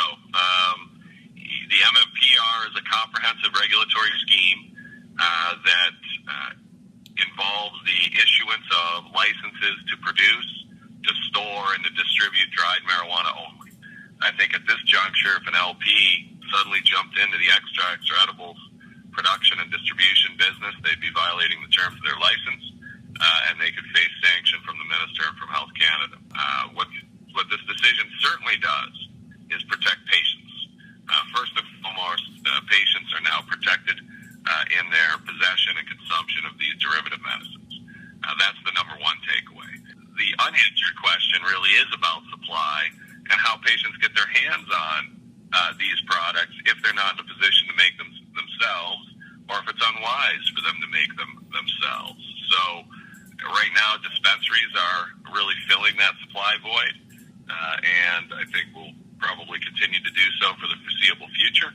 The question is, does this decision enhance their legal status or bolster defenses that may be available to them if the police investigate and arrest, and if the Crown prosecutes people for operating dispensaries? And that's probably a question that will have to be answered in future litigation. Mm-hmm. Well, because we know that the dispensaries themselves are completely illegal according to federal law. So does it really change the legal status of marijuana for the dispensaries at all, other than in court? Well, I think not legislatively, no. I think it does provide dispensaries with an additional defense on charter grounds, essentially saying to the government, as was said in the Hitzig case back in 2003, you've given, patients have a legal right to access these medicines, but they have no legal supply options, and that's a charter problem because it forces patients to consort with the black market to obtain medicine, and that's an affront to the rule of law. I think you're going to see dispensaries have additional licenses currently, and whether or not the federal government goes back to the drawing board and comes up with a regulated system for the production and distribution of edibles and extracts, I guess that's in the hands of the health minister. Mm-hmm. And the reason that the LPs wouldn't be allowed is because they're under stricter regulations. They are probably fearing the threat of having their license taken away completely by Health Canada. So, they could probably go out on a line the same way the dispensaries would. And, I mean, would they have the same kind of defense then that a dispensary would have in the same way? As in terms of a defense to criminal charges, I'd say yes. In terms of losing their regulatory privileges under the MMPR, that's another story entirely. And I suppose if LPs want to get an opinion as to that possibility or what they may or may not be able to make of this decision, they can always call me, and we'll see if I have some advice for them or not. Mm-hmm. So really at this point, it just means that patients themselves are free to extract hash, bake it into cookies, and do those things without threat of arrest or punishment. Yeah, I think there's a perhaps a further gray area that's arisen because of the lack of legitimate supply options for these products and medicines. What we do know for sure from the Supreme Court of Canada is that patients are protected, and how that protection plays out in the future, and how it intersects with the existing regulatory schemes, the injunction that's protecting MMAR patients, and police enforcement going forward is something that is pretty unknown at this juncture. Mm-hmm. So, Kirk, I saw some of Rona Ambrose's reaction, the Health Canada minister. Now, you mentioned Health Canada actually has some documentation talking about the effectiveness of marijuana as a medicine. Now, according to Rona Ambrose, pot isn't effective or isn't proven to be a medicine.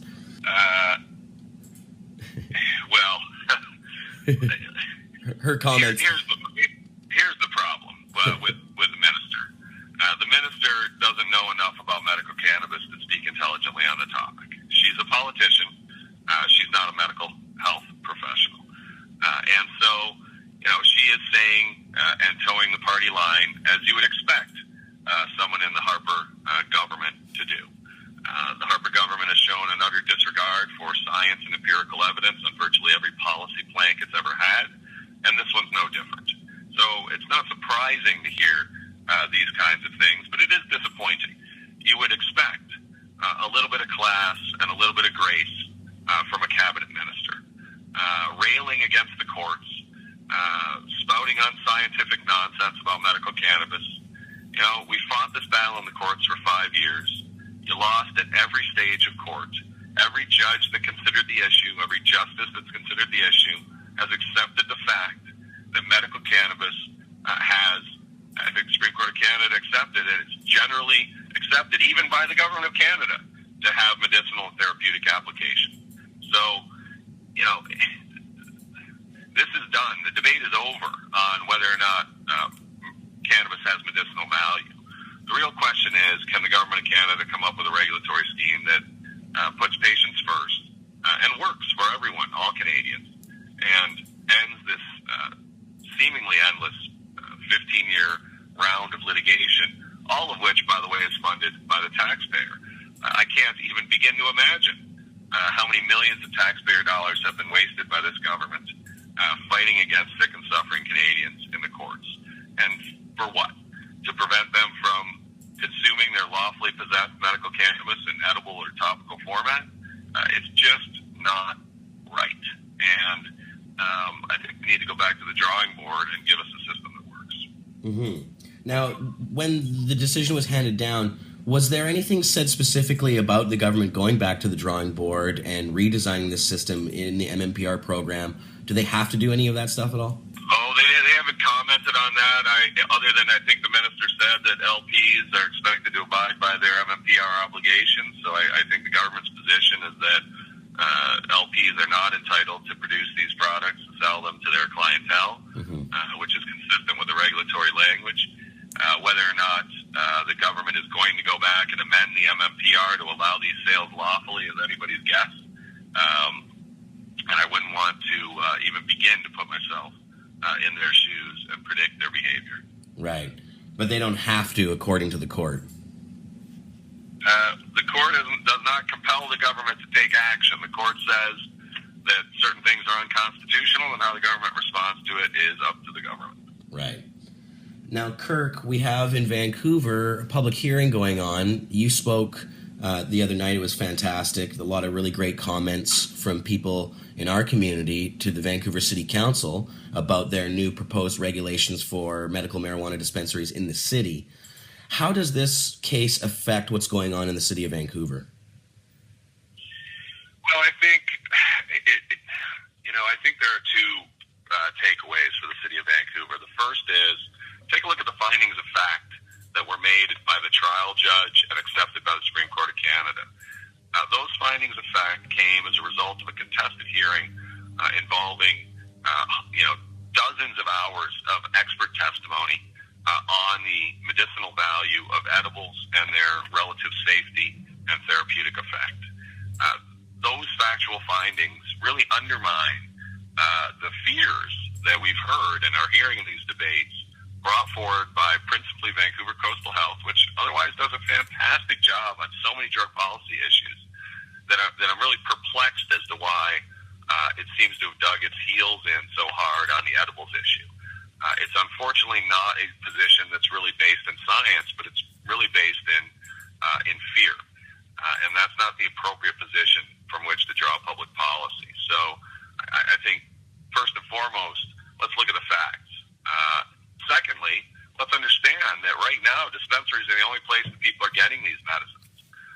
And the Supreme Court of Canada has said very, very clearly that people have a right to them. So I certainly would urge the City of Vancouver to understand that there is an incredible demand by very sick people to have access to these products. And the solution is not to send them home with a jar of cooking oil and expect them to bake them for themselves. That, in fact, will cause problems rather than prevent them. And so I just don't think it's good public policy.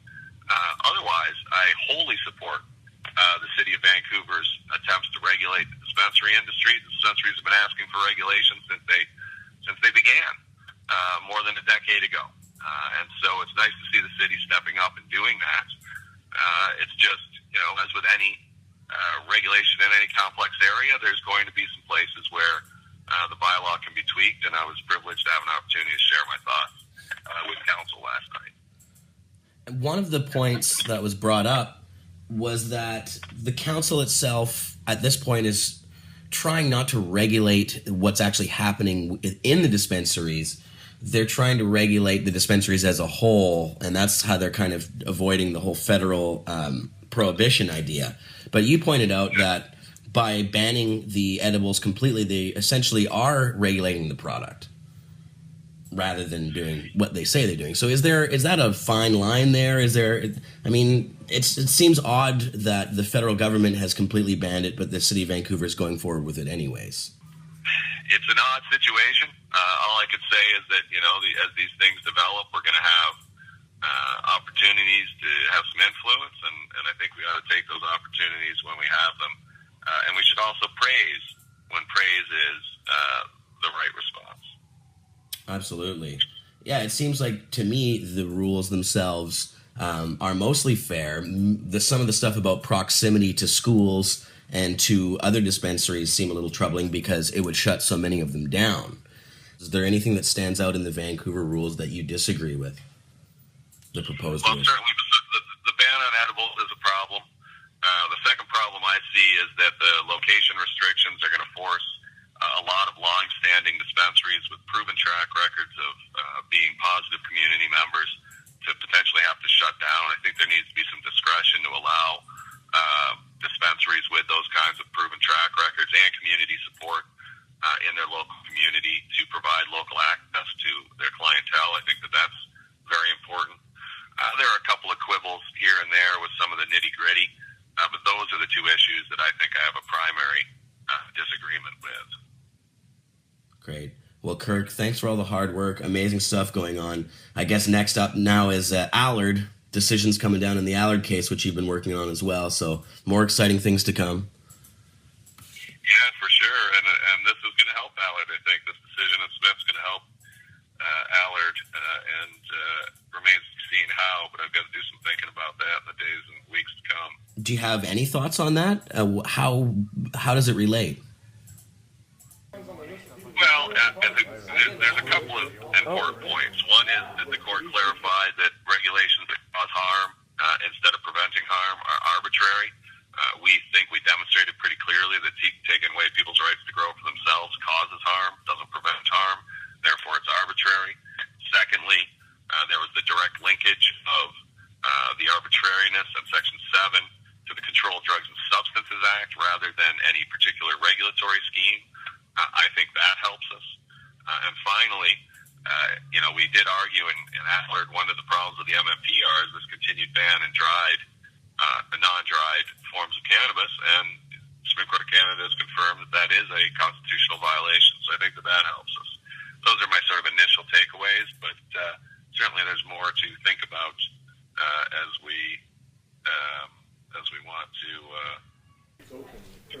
to move forward. Fantastic. Well, we're taking some big steps forward here, Kirk. Thank you so much for everything you do, and we'll talk again soon. Thanks for having me. All right. We're back. We're celebrating that. Celebration. So, on that note, I'm doing a nice dab.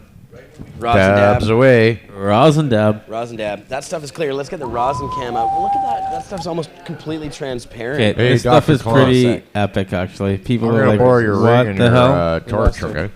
Hold on. For 1 second. Microsoft Life Cam. I'll give it back to you.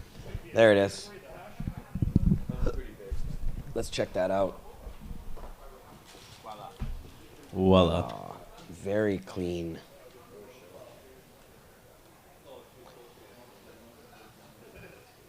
Beautiful. Vapor Central's asking who Sam C in the chat is. There's been some funny person named Sam C in the chat. Can't speak. Need some of that rosin. Pam from Sam, maybe? Pam from Sam? Oh. Could it Stuff is be a almost see-through. sensible approach to marijuana, Sam? Oh, yeah. You're on the wrong Senseless. cam. Here, hold it up. One more time.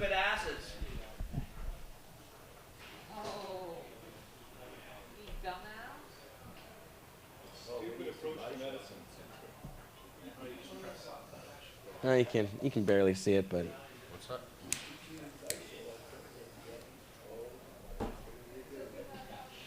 boom, boom, boom. Woo. Very nice. All right, so Kirk, really amazing lawyer. Man, what a win, though. This one's a big one. And hopefully it has some actual effect on the dispensaries and the LPs and everything. Oh, here, let me switch cams.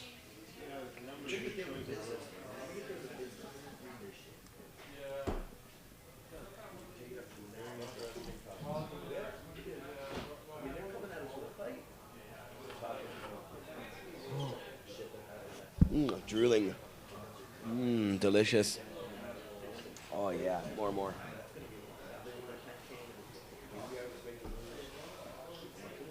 Beautiful. Yum. I won't let Opus dab his BHO stuff in my mothership. Well, it's because I love the Reclaim, and it's so tasty. Remember when I did the Reclaim dabs with you guys and like sedated you guys the hell? You want to I really it. Yeah, well, it's because I really don't like the, I do smoke it. I'll gladly dab it on his rig, just not on this particular one because you don't want any pollution in there. I don't want the pollution. Wow. Yeah, you're not going to mix your shit up, man. Exactly. Well, I'll mix my hash. And like before, when they cleaned my pipe upstairs, it smells so good. Hash pipe. Delicious. Hash pipe. It was quite tasty. So, I had more videos to play because I was going to play the hilarious debate between Pam from Sam. Oh, gotta play that. Please get that up. With Dana as well. Dana Larson debated Pam from Sam. Oh, but the one with Malmo is the best, I think, because she kind of loses it. It's kind of funny. Yeah, we're gonna watch. It is the funniest of the two. We have Mark's as well. We can watch. The one with Dana is a little more good, but this one with David is hilarious. What's that globule of golden goodness? That gooey globs of golden goodness on top of this pointed object. We call that cannabis resin. And up until probably yesterday into 8 a.m., that was illegal for us to actually consume. Even though we did every day, we didn't care. Because we needed it. And the government then said, yeah, you're allowed to have that. And I was like, well, I'm going to make that. So that's what I made when I heard I was legally allowed to make my first batch of hash. So you know what? This is, in a way, it's disappointing because now they've just taken one of my things that I used to enjoy to do that it was illegal. and they've taken that away from me. That's my first legal run of hash, Opus. Really? Yeah, that's my first legal run of hash right there. See, that's pretty cool. I mean, it's. I made hash yesterday morning at 9 a.m. and that's my first legal run of hash. I am now dabbing Johnny B's first legal run of hash, and I'm legally doing it. I know. It's illegal for you to take. I'm not allowed to share it. I'm not allowed to share. Can't share your hash. Okay, that wasn't That's mine. trafficking. There was something that you found on the ground there. Damn. Trafficking. See, trafficking. And the sizzle is because it is fresh frozen. It was made fresh, frozen, and it is terpy as hell. Why? Because it hasn't had a chance to dry, and Mark even said that. So you got those terpenes that are like the fresh terpenes that always dry out when drying your hash because it's fresh frozen. What do you think? Isn't that amazing flavor? Well, I'm really happy as I was taking the dab that you guys pointed out that it was illegal. So I think I enjoyed it more. Okay, I just wanted to. I really do. It's just more enjoyable when it's illegal. Okay, it was the first legal hash that I made. It's great. It was awesome. It's illegal. Yeah, it gets you higher. No, it was excellent. That's like totally yummy and delicious. And So I mean, it was for me. I took the weed, I put it in the freezer like last year, and I made bubble hash with it. And 15 minutes later, I squished it after putting it in the freezer and getting a little bit of moisture out, and I got that, and it was just so tasty. It was unreal. I was like, what the? It's just a little bit. Should I let it dry? No, it's going to butter up probably another day or two because it's going to slowly moisture will get out of it, but it's just amazing flavor. Give yourself a try, guys. But by the way, I just thought I'd mention I'll be doing a demo with for City Council tomorrow. Really? You know my famous one. You should. I think you do. Which demo? The one where I hold up the bag of weed. Oh, yeah. And I explain about the medical side. Yeah. I flip it around. I go, yeah, and this is the recreational side. When you hand out a bud to each of them, and then you tell them, look under your seats. And yeah, that's it. All right, council members, look under your seat. Weed for everyone. Weed. Bud for you, bud for you, buds for everybody. Yeah, you should do that. That's trafficking. You know what I would give him if I had David a bunch of copies. His book and the education and handed it to the counselors. That was great. No, David should hand out a copy to everybody. He did. You say that happened? He did. Oh, he did. Okay. Yeah, he did. But I'd like to. You know what I'd like to give him if I could? I would give him all a copy of Matt Murnau's book. Yeah, you should. That would be funny. Too. Yeah, that would be a good prop to bring. But we don't have give him him. The Emperor Wears No Clothes by Jack Harris. That's an expensive book to give away. Wow, that's true. That's a great book. That would be over a couple $100 right worth of books. Yeah. Okay, well, let's go ahead and play this David Malmo Levine versus let's play Pamela McCall. David and Pam from Sam. Wingnut Pam from Sam. Pam from Sam.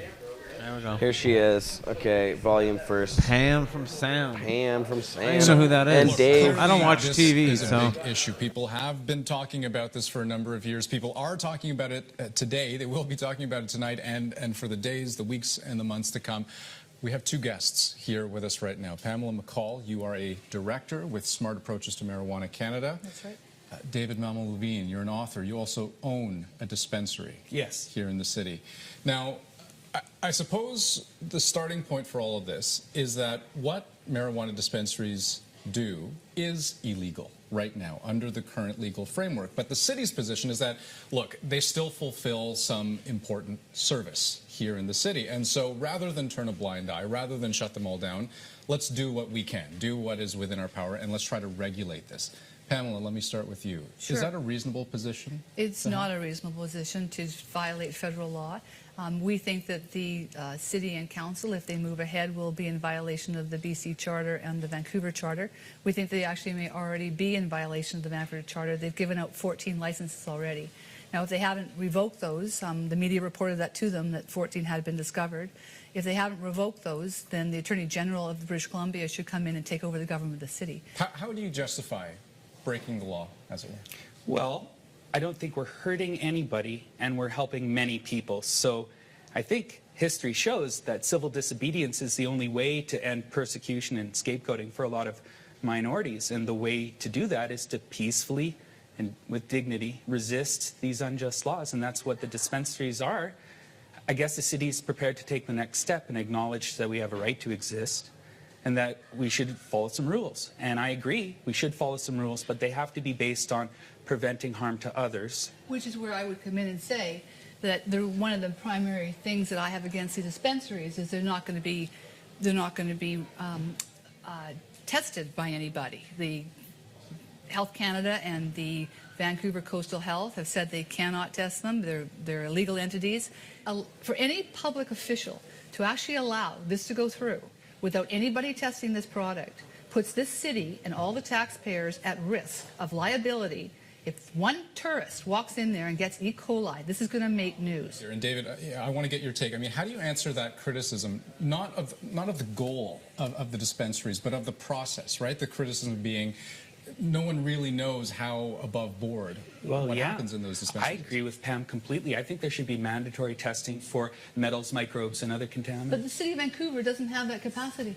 How can they possibly move into federal government jurisdiction like this when they don't have the capacity to do that? Why not just have a lab that says you take your cannabis there to be tested and have it mandatory to get a license? And who's going to watch over that and regulate that if it's not the federal government? Well, we can have a industry within the industry entity do that, like the That is not good interest of the public to have the industry regulate their own testing. That's ridiculous. Panel, I want to ask you a question. I mean, some of what the argument is that in the absence of federal regulation, of federal law, which is something that you're pointing out quite clearly, that, look, this stuff doesn't exist, what is happening here is illegal. In the absence of any kind of change to that, do you recognize any service or purpose that the dispensaries are fulfilling right now that Health Canada doesn't currently fulfill? I think that they pose a threat to public health and safety. We know there's organized crime, not necessarily this gentleman's, but there are organized crime members in these dispensaries. And what happened in Colorado and in Washington State and in California was there was so much masquerading through these dispensaries of the crime that they shut them down. 77% of the dispensaries in Colorado have been shut down. If the city does go ahead with regulation, is there any aspect of what's being proposed that you can get on side with? Absolutely not. Unlike yourself, I think that I live in a civilized society. If you want to change the laws of this country, you work within the parameters of advocacy and lobbying. You work within the law. I think that all law comes with, and civilized behavior comes with responsibilities and rights. These people, I believe, speak of rights. They forget about the responsibility. You're not selling to kids, but somebody's buying it from you, and they are selling to kids. Listen, if a doctor and a parent agreed that cannabis was the best medicine for a teen, I'd sell to them. Furthermore, against the law. Well, no, there's a lot of evidence. That's where you're wrong. Evidence. Can you tell me a marijuana victim that used cannabis properly and it still hurt them? Name one. There are many children in psychiatric wards right now who will never recover full cognitive damage. Because of cannabis. So you're saying that 3 million Canadians smoke pot, more or less, so we should be seeing mental health problems increase. You should see an increase in psychosis. We have the highest use of marijuana by youth in the Western world, and we have extremely high rates of schizophrenia. So they've gone up. Schizophrenia has gone up since the 50s when no one was smoking pot. Is that what you're saying? I just need to hear your answer on this. So you're saying schizophrenia rates have risen since 1950 in Canada since people started smoking pot at a greater rate. Is that what you're saying? I'm saying we have high rates of use of schizophrenia. Well, you'd have to show it in the general population. Let me jump in here because I do want to bring things back just as we wrap up here to the regulation, right? Because that is what is being discussed. Right. I already asked you what, if anything, on the table there is palatable to you, and I think you quite clearly said none of it. None of it. David, what in these regulations that you see, being proposed right now, are you on side with? Is it everything, every aspect of it? Well, they're having hearings, so I guess it hasn't been finalized yet. And I would be in favor of any regulation that prevents harm to others. But aside from keeping it non-corporate, having child-proof packaging, doing food safe on edibles, maybe crash posts to prevent people from smash and grab, most of the regulations proposed are just to foist stigma, to inflict parental hysteria upon our community with no evidence of cannabis harming teens. They can't We have provide. They can't provide any mountains. names of anybody who's been hurt. Of evidence. So we gave you the first word. David, we'll give you the last word. I just think that the regulations, it makes sense because of the impairment levels of novice users to maybe have a parental permission policy in there. But other than that, I don't think our licensing costs or any of our advertising prevention or anything else should be different than that of Starbucks. Okay, Pamela McCall, David Mullen-Levine, thank you for making That was great. Thank you. Thank you. Woo. She's kind of creepy. Yeah. Yeah. That's well, what were your thoughts on besides that, that, she is just Neil's wrong. shaking his head. We were chuckling. We were laughing more maniacally than she was. I tell you, Freddie David, over I there think is gonna. did a He great says he's job. gonna edit doing, out Freddie? that laugh into something good. That'll make a great track. Yeah, we could do a remix of Remix? that one. Somebody's got to do a remix of that. That'd be funny as hell. That's a good one.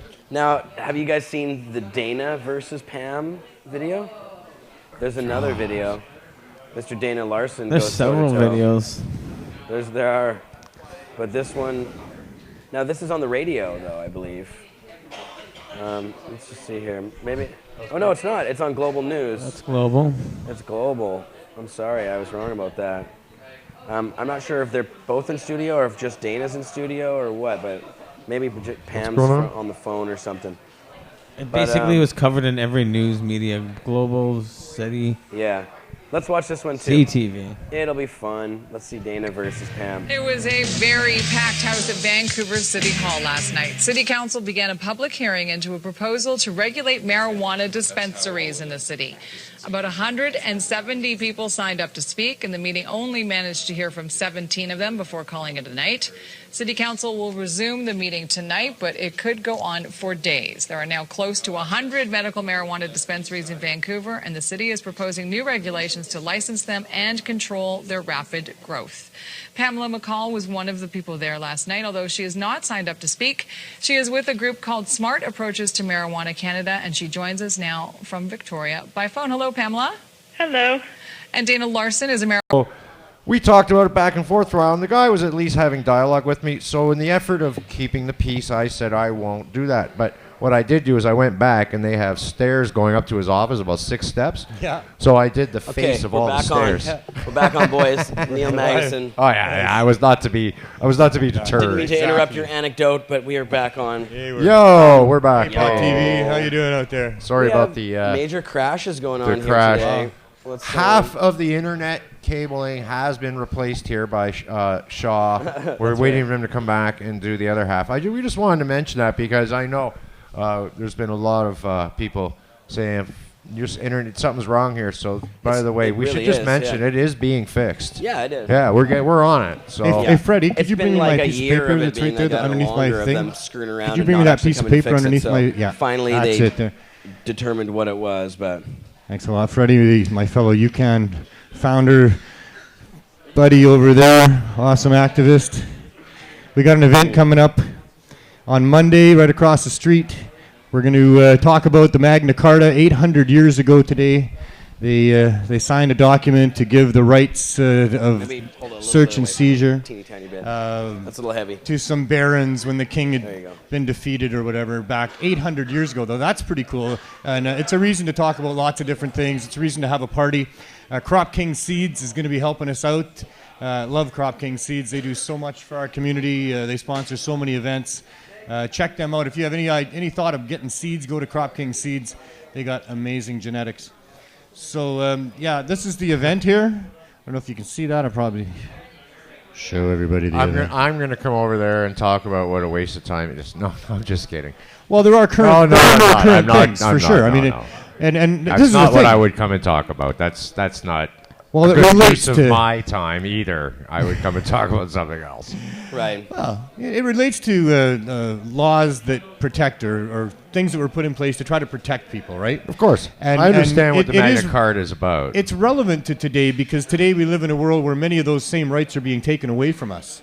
And like Bill C-51, for example, which flies right in the face of the type of protections that was in the spirit of what the Magna Carta has resulted in being the founding of all these different charters and things. And now they're taking it all apart and dismantling all of that. And so we want to talk about that. Mick's going to come and talk about some of that, and we got some other people that have similar thoughts as well, that it's not being respected. Our rights are really still far from being properly respected. So you're going from 4 till 8. 4 to 8, Victory Square across the street. And 4 to 6 right here, the 420 Lifestyle Show, Monday live. And it's got a good show. I got a whole bunch of cool stuff lined up. Oh, I got to get a ticket from you for tomorrow. Oh, yeah. Right. Yep, upstairs. We have those tickets. Yeah, that's for the I'm going to be covering Eden Boat Cruise. A boat cruise Cameron. tomorrow. That's for I'll Eden? be there. The Eden Boat Cruise. I'm going to be there filming. Yeah. What else do I have? I have some other stuff put away from throughout the week that was going to be pretty interesting. So, yeah, tune in Monday. It'll be fun. Yeah, Monday the whole block is going to be a buzz. Your show should be just hopping. And Monday we'll know more about what's happening at Cannabis Day. Cannabis Day. I will have updates. You'll probably be here on the show. You come on and tell me. Yeah, for sure. I was just noticing, like, both you guys are wearing Cannabis Day shirts. I'm a billboard for Cannabis Day. And I'm like here wearing black. So I'm like the bad news guy on the corner. I got the tattoos. I'm wearing You're the on the black outside. shirts. My old show, Opus Live. When your hair was long. When my hair was long. Yeah. How did that happen anyway? I know that my hair grew out long? No, I didn't cut it. I just didn't cut it for a long time. You managed to decide to cut it at some point. How did that happen?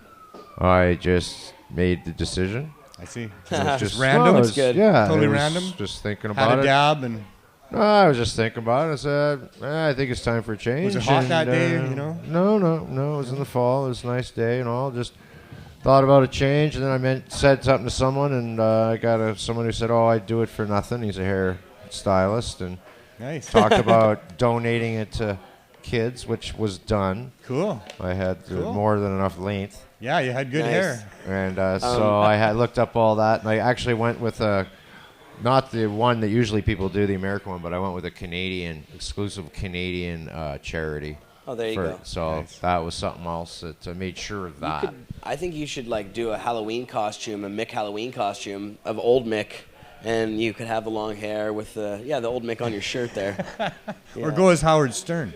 Yeah, or similar. Frank Zappa. The Frank Zappa look, There you go. I could just do the old Frank Zappa when he cut his hair, just growing my soul patch in, little patch, mustache going back crossfire. and shit. Yeah. So Cannabis Day, he kind of segued us into that about a little Cannabis Day. I wanted to Day. say one other thing that happened, a positive development. Made a contact actually because of Rob Moore.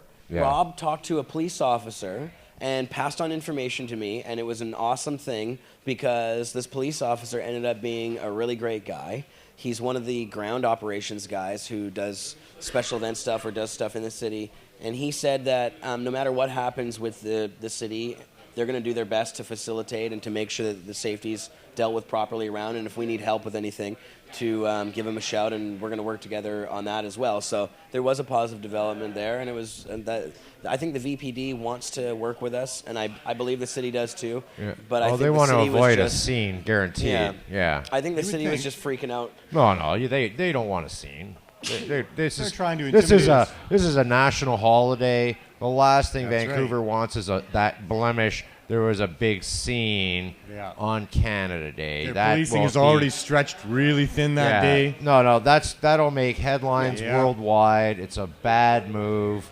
Affects tourism. It affects the bottom line, the dollar. About 420. They didn't like all this crazy media attention about the 64 people that went to the hospital and stuff at 420. Well, if they don't want media attention, then they shouldn't try to resist Cannabis Day. And the amount of people that actually showed up because it was a nice day blew them away. We tied up traffic. But, that should not all be land on our shoulders. Because on a good day, most days in this town, traffic can get tied up retardedly. Oh, yeah, for sure. It's crazy, crazy, crazy traffic. Yeah. So all we did was add to an already exasperated problem. Well, but obviously the city supports our event. They do. There may be some people in traffic that don't like it, but there's tens of thousands of people that are at the event that are quite fine with it. So the people at the city kept repeating to us that they're like, you don't have to convince us about the philosophy behind the whole thing. No, So, no. you know, they're well, on that's our just side. it. And with They the just wanna make regulating it of the safe. dispensary move, exactly, they're taking on the feds on our behalf. Yeah. I think is cool. Yeah, I You think know. so. But I think people that are interested in documenting history should show up July 1st early at the Art Gallery, because I'm sure there's going to be some very interesting conversations if we don't get things worked out before then. We might get it worked out before then. What is it with worked this? out. These I'm pretty events just start confident we earlier will. and earlier. I mean, you know, what 4:20 now starts. You got to be down there at like 3:30 in the morning. Yeah. I don't want to That's be there any nuts. earlier than And 5 4:20 a.m. for Cannabis Day. And I won't be. I'll be there at 5. Yeah. First light. Yeah. Yeah. Right when we can start shooting, it's light enough. That's right. to The film, video's you know? better when the sun's up. Cool. Yes. It should be an interesting day either way. And it's going to go ahead. We may not have a stage. You know, No. we're not sure how that's going to work. We'll find something We may to not be have a the north stage. side of the gallery. We may not have the same quality of live music being able to be presented as we always do. We will have speakers, I'm sure, somehow, some way. We'll do that stuff. We're going to have the giveaway at 4:20. We're going to have some sponsors that help us with all kinds of stuff. I gotta mention Weeds. Yep. They've been great. And Oh, Three yeah. Happy Cats. They're The also Sleepy Cam. awesome. And Health Lifestyles has been helping us out. They've got a couple locations in Vancouver. Budzilla, Kingsway, and Nanaimo has been great. This year, Green Cross is helping us out, as always, ever since the beginning. The Dispensary is helping us out, and Kush.ca as well. So thanks to those people, we still have a good event to put on one way That's or the the other. John B. Sleepy Cam. The snooze cam, couch cam over there in Is the that a side green out corner. or a dab out or He's just sleeping? dabbed out. And, yeah. Too many rosin hits. That rosin knocks you right on your ass. Apparently, if you call the emergency line, they'll tell you that he should find a quiet space. That's and, right. relax. We're going to have to take him to the hospital. Yeah. 60. Johnny has filled up on milk duds 65. and chips, and he had that sugar salt. Like the Gunman. 64 people that ended up in All hospital tuckered after 4:20, none of which were admitted to hospital. Yeah, that was mentioned. It was funny when they said the guy that said that, out of the 64 people that showed up, half of them refused to be admitted. Yeah. So they actually left. Well, none of them were on actually their admitted. own And power. Rona they Ambrose just said 63 kids went to the hospital. kids. Yeah. They ranged So in age she from Some of she them were knew that they 17 were to all 64. minors. Yeah, She knew that they were all minors. Like, whoa, No, pardon? only 50% of them were under 23 was the Yeah. quote in the media from who knows who. Oh, yeah. And And she 67% carries out were kids. because of edibles. Yeah. But we're talking about an event where there's hundreds and hundreds of people selling tens of thousands of doses of edibles throughout an entire extremely hot day to people that are dehydrated and on who knows what other kinds of substances. And out of all of that, we got 64 people, none of which were anything serious. Well, holy smokes. Yeah, because they mentioned that a lot of these people were treated with an IV, which tells you right away, that's for dehydration.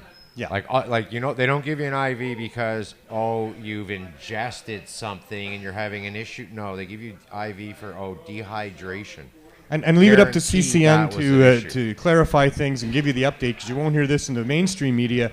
But the Weeds raid that happened a while ago because a 15-year-old was sold a cannabis cookie apparently and had to go to hospital and get his stomach pumped. Well, that was because he had a nut allergy, had nothing to do with cannabis. So that came out at the city council I know, meeting that was- on the 10th. Yeah, I'm glad that was mentioned because one of the counselors brought it up, and then in the end, somebody was like, "It was nuts." And so, Yeah. And it seems interesting though. There is a good point that they're more concerned with the regulating the food safety aspect of it. Sure. And it's more of a concern than cannabis. That's their concern with the edibles market more, not so much that. Yeah. I don't think they're that concerned with the kids getting them, but they are with how the. Well, they say they are, and that's too yeah. bad. Well, that's part of it, but that's an easily addressed. It is being addressed quite well. Well, so send the food safety people in there. Yeah. And Just like any other business. Let's see the statistics. Just like I any, hope somebody any brings cafe forward the that statistics. serves little biscuits and all that kind of stuff, send the same fucking people in there and they pay the same rate. Well, the simple thing is though, if adults are buying the stuff and kids are getting it, find out where that breakdown is. The adults, I know on my MMAR cards and everything, the paperwork said I was responsible for my medicine. Yeah, as you So should be. as adults are responsible for the cleaning products. For instance, when you have a baby, they give you those little plastic inserts to put in the plugs you're not using. Right. They give them out free, but it's up to you to use them. The parents, It's parents up to aren't you to lock charged if up. the kid sticks something No. in an electrical outlet. And the for parents aren't charged if the kid gets into a closed liquor cabinet or pharmacy cabinet. And when kids get in, and when kids get someone to buy liquor for them from the liquor store, or they have fake ID, or however they get it, do we have people yelling and screaming to shut down liquor stores? Of course not. No, absolutely not. So I think we have to look at things in the same perspective, because kids or youth will get into all kinds of things if the adults aren't looking out for them. And Although, there is a substantial amount of kids that are harmed by getting alcohol somehow after it's been bought at a liquor store, and there would be an argument for shutting them down because of that, because there is some actual harm happening. But there's no such harm as a result of cannabis or kids getting into cannabis. No such argument exists for that. No, but education works better than prohibition. We all know that. Oh, absolutely. And, I mean, it's one of the best examples is with teen smoking rates that have plummeted, and a lot of it's to do with peer pressure.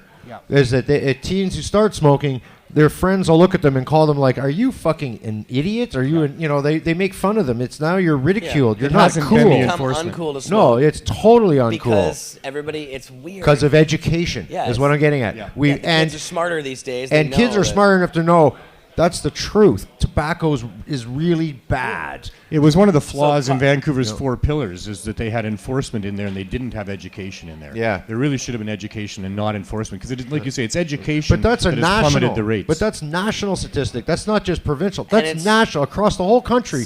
Teen smoking rates have plummeted. The only time that it actually works, though, is when it's not lies. No, it has to be honest. It has to be honest, real. true. Yeah. Yes, and Well, that's why why it's it education. works. If it's propaganda against marijuana in the way that they've been trying to say the same thing about pot for years, that's not going to work because everybody knows it's bullshit. Well, that's because also the government told the truth about tobacco, and the tobacco companies were the ones who were lying. Right. For a change. Yeah. Propaganda. And that was what, and it was, that was it. The government was having none of it. Right. They looked at the evidence and the science and made educated decisions. Yeah. Unlike present government. Propaganda is not education. No. It has to be actually honest and truthful, and then people will, proliferate it through the community and actually get behind it. And because kids aren't stupid, It's like kids are smart. when we started the medical marijuana program in Canada in 2001, had the government at the time come out and said, "All right, the courts have done this. We're going to have a real program," and actually done work and strive to make it better along the way, so we weren't going to court, but having more consultation. Having rule changes voluntarily, the government working with us, which would have been easy. Similar to how, like the City of Vancouver's working with us. Yeah, exactly. Exactly. There's dialogue. Yeah. We're having open hearings. Yeah. So, and the city's like, they're inviting people, come on down and talk, come on down and talk. Now Send you us don't your even have stuff. to pre-register. Just show up. You can talk. great. Send your submissions to mayor and council at vancouver.ca. Please do. Yeah. And I mean, And still time to register and speak. That's the way it needs to be done. So if the government had just gotten behind that and done that in the first place, they would have gotten control on this a long time ago. Yeah, and true. now they're playing catch up from behind the 8 ball. Yeah, for sure. Interesting to hear the guaranteed. statistics about Los Angeles that they brought forward, where the government thought about doing something but didn't, and then there was 100, and then there was 200, Well. then there was 600, and now there's 2,000, and they have no regulations There was yet. 800 and 1,000. I know. They just... Well, that's what's happened here, essentially, on a smaller scale. Same thing. We went from, 8... what was 20, it in 20 to 90 within 3 years since- here, basically. In January, I think, to now. And there was someone who spoke that had opened one 4 days ago, and there's probably Yeah. 2 more today. So they're still going to open, but the sales are down across the board for a lot of them because there's so many of them, right? So it's being spread out a lot more. Well, they're trying to yeah. distinguish themselves in the marketplace from the other ones, and these types of things are going on. So that'll be a marketplace adjustment when the councillors are asking Sure. how many should we have or how many will there be. Well, the marketplace should decide that. Absolutely. They'll stop opening when the customers are all being satisfied somewhere else and there's very little to draw from. Until that time, we'll let people have what they want and get it where they want it and sell it if they want. We've already been operating under great guidelines already. Since 18 years ago when Philippe and Lucas and Riel Kapler wrote those regulations, most of the dispensaries adhere to that. They have a doctor on board with everybody that's a member there and a client. One of the things on the business, is that I think, though, that here's something that I'm worried about happening. If they limit a bunch of dispensaries, if they cut it down, I think they want it down from what to 60. They said 45 or something. They were looking at. They mentioned a number that they sort of figured on that they think would fall, where they figure the numbers are going to fall around 45. Yeah. What I worry about, okay, say it is 45. Let's just throw that number out there. What happens if all of a sudden the demand is so high that these places are all they're all going, we need to open up another location because it's too crowded. We've outgrown the space. What happens when that happens? That's what Lisa at Health Lifestyles told me today, is they've rented another location that's bigger because they can't handle what they got at the two that they have already. So I wonder if the city hasn't worried, like, taken that into effect, because this is big.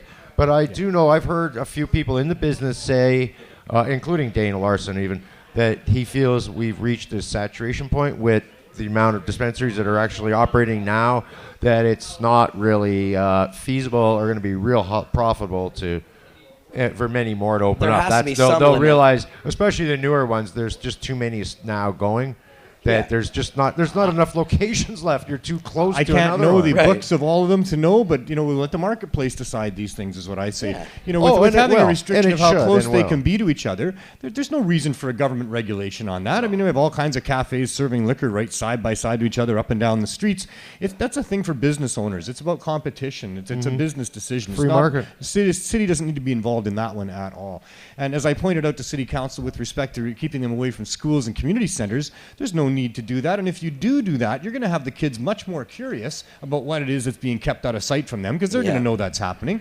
But worse than that, they're going to be wanting to know what's wrong or what's bad with people that are using cannabis and further the stigmatization that's been going on for far too long. And frankly, I'm done with that. I want no more of it. The reefer madness is no flipping joke. It's been hurting enough people for long enough, and we need to stop it.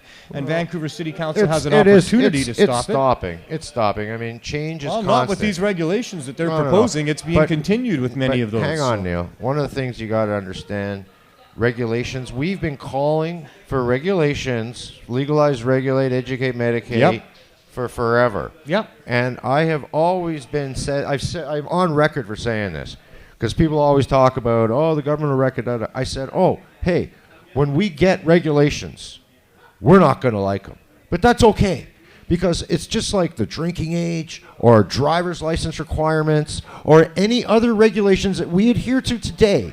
They have all, since their existence, have gone through tons of changes. Look at gambling changes. Look at the liquor. We can buy liquor at private stores. Regulations change all the time, and they change because people lobby the government now, and the government, because it's illegal, they've made the regulations. They're open to listening to people, and if there's enough pressure, will usually make the changes that people want. But we have to start somewhere, and the fact that we've got a government having seemingly good open dialogue with us, not so much on the Cannabis Day, but that's another story. However, but on the whole selling marijuana and stuff out, like I would say that amazing. We have de facto legalization, because, like I say, change is constant.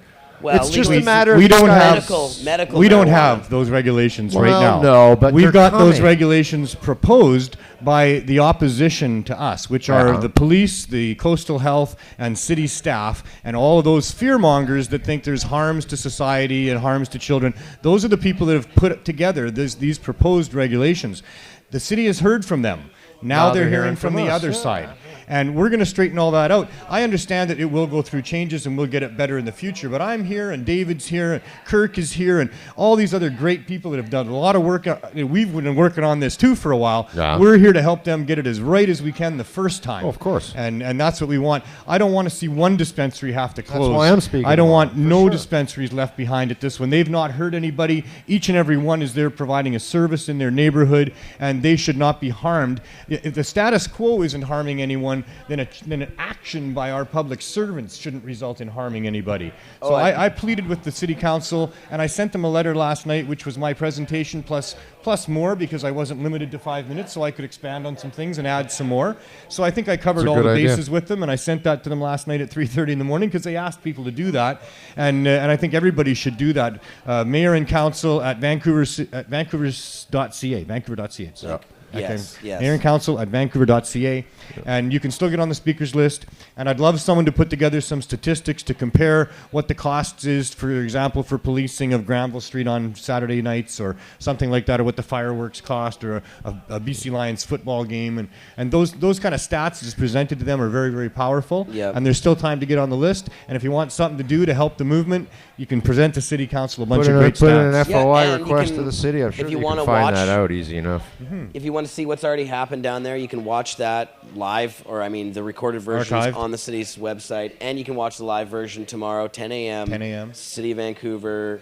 We'll be there. Now, you actually find that if you go to cannabisculture.com and just look in the article on the front page about the June 10th hearings, click the link at the bottom. It'll take Are you you right going to to this. put up Kirk's presentation from there? Yeah, for sure. Want to play that? Yeah. Oh, yeah.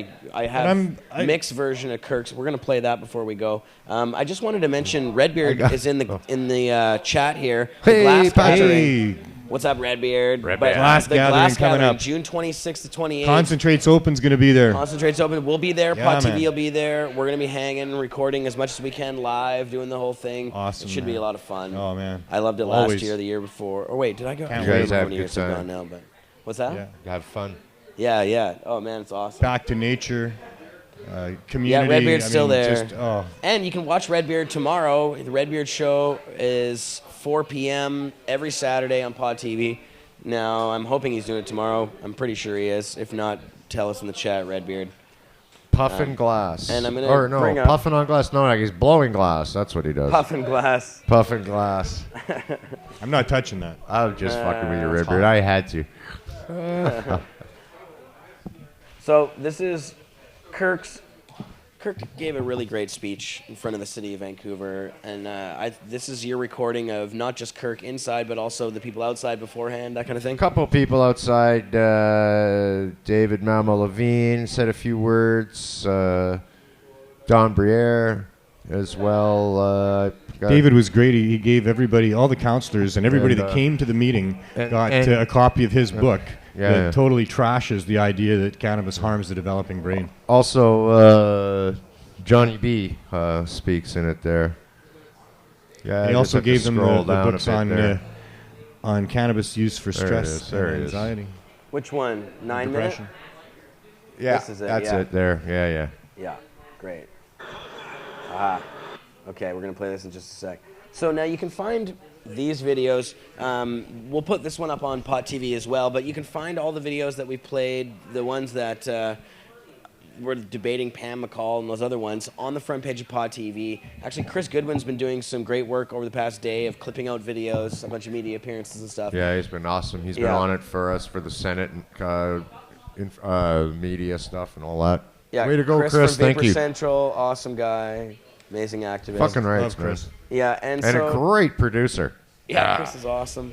Now you can watch other Pod TV shows like this guy's show, Oh, yes. the 420 Lifestyle. 420 Monday Live. It's by confusing when I'm Opus. wearing this shirt, isn't Yeah, it? I know. Opus yeah. Live on Monday, 4 p.m. on Pod TV, and you can watch From Under the Sea Desk with Marijuana Man. Al the Alchemist is on Spanish vacation right now in Spain. He's in Spanable. He's at Spanibus. Spanibus, Malaga. Yeah. Oh, That's- it's Malaga. Yes. Yeah, Spanibus, Malaga. He's where he's at. So he's with the Sublimator crew. And yeah, you can watch us again next week, 4 p.m. We'll be back here again. Love everybody four out on there. Friday, and what is Redbeard's shows Saturday Redbeard is at also 4? Saturdays Is at it 4 p.m., Yeah, yeah. 4 o'clock. Everybody's at 4. We're all 4 We like the o'clock. 4. It's when 4:20 Magna Carta happens. party at 4.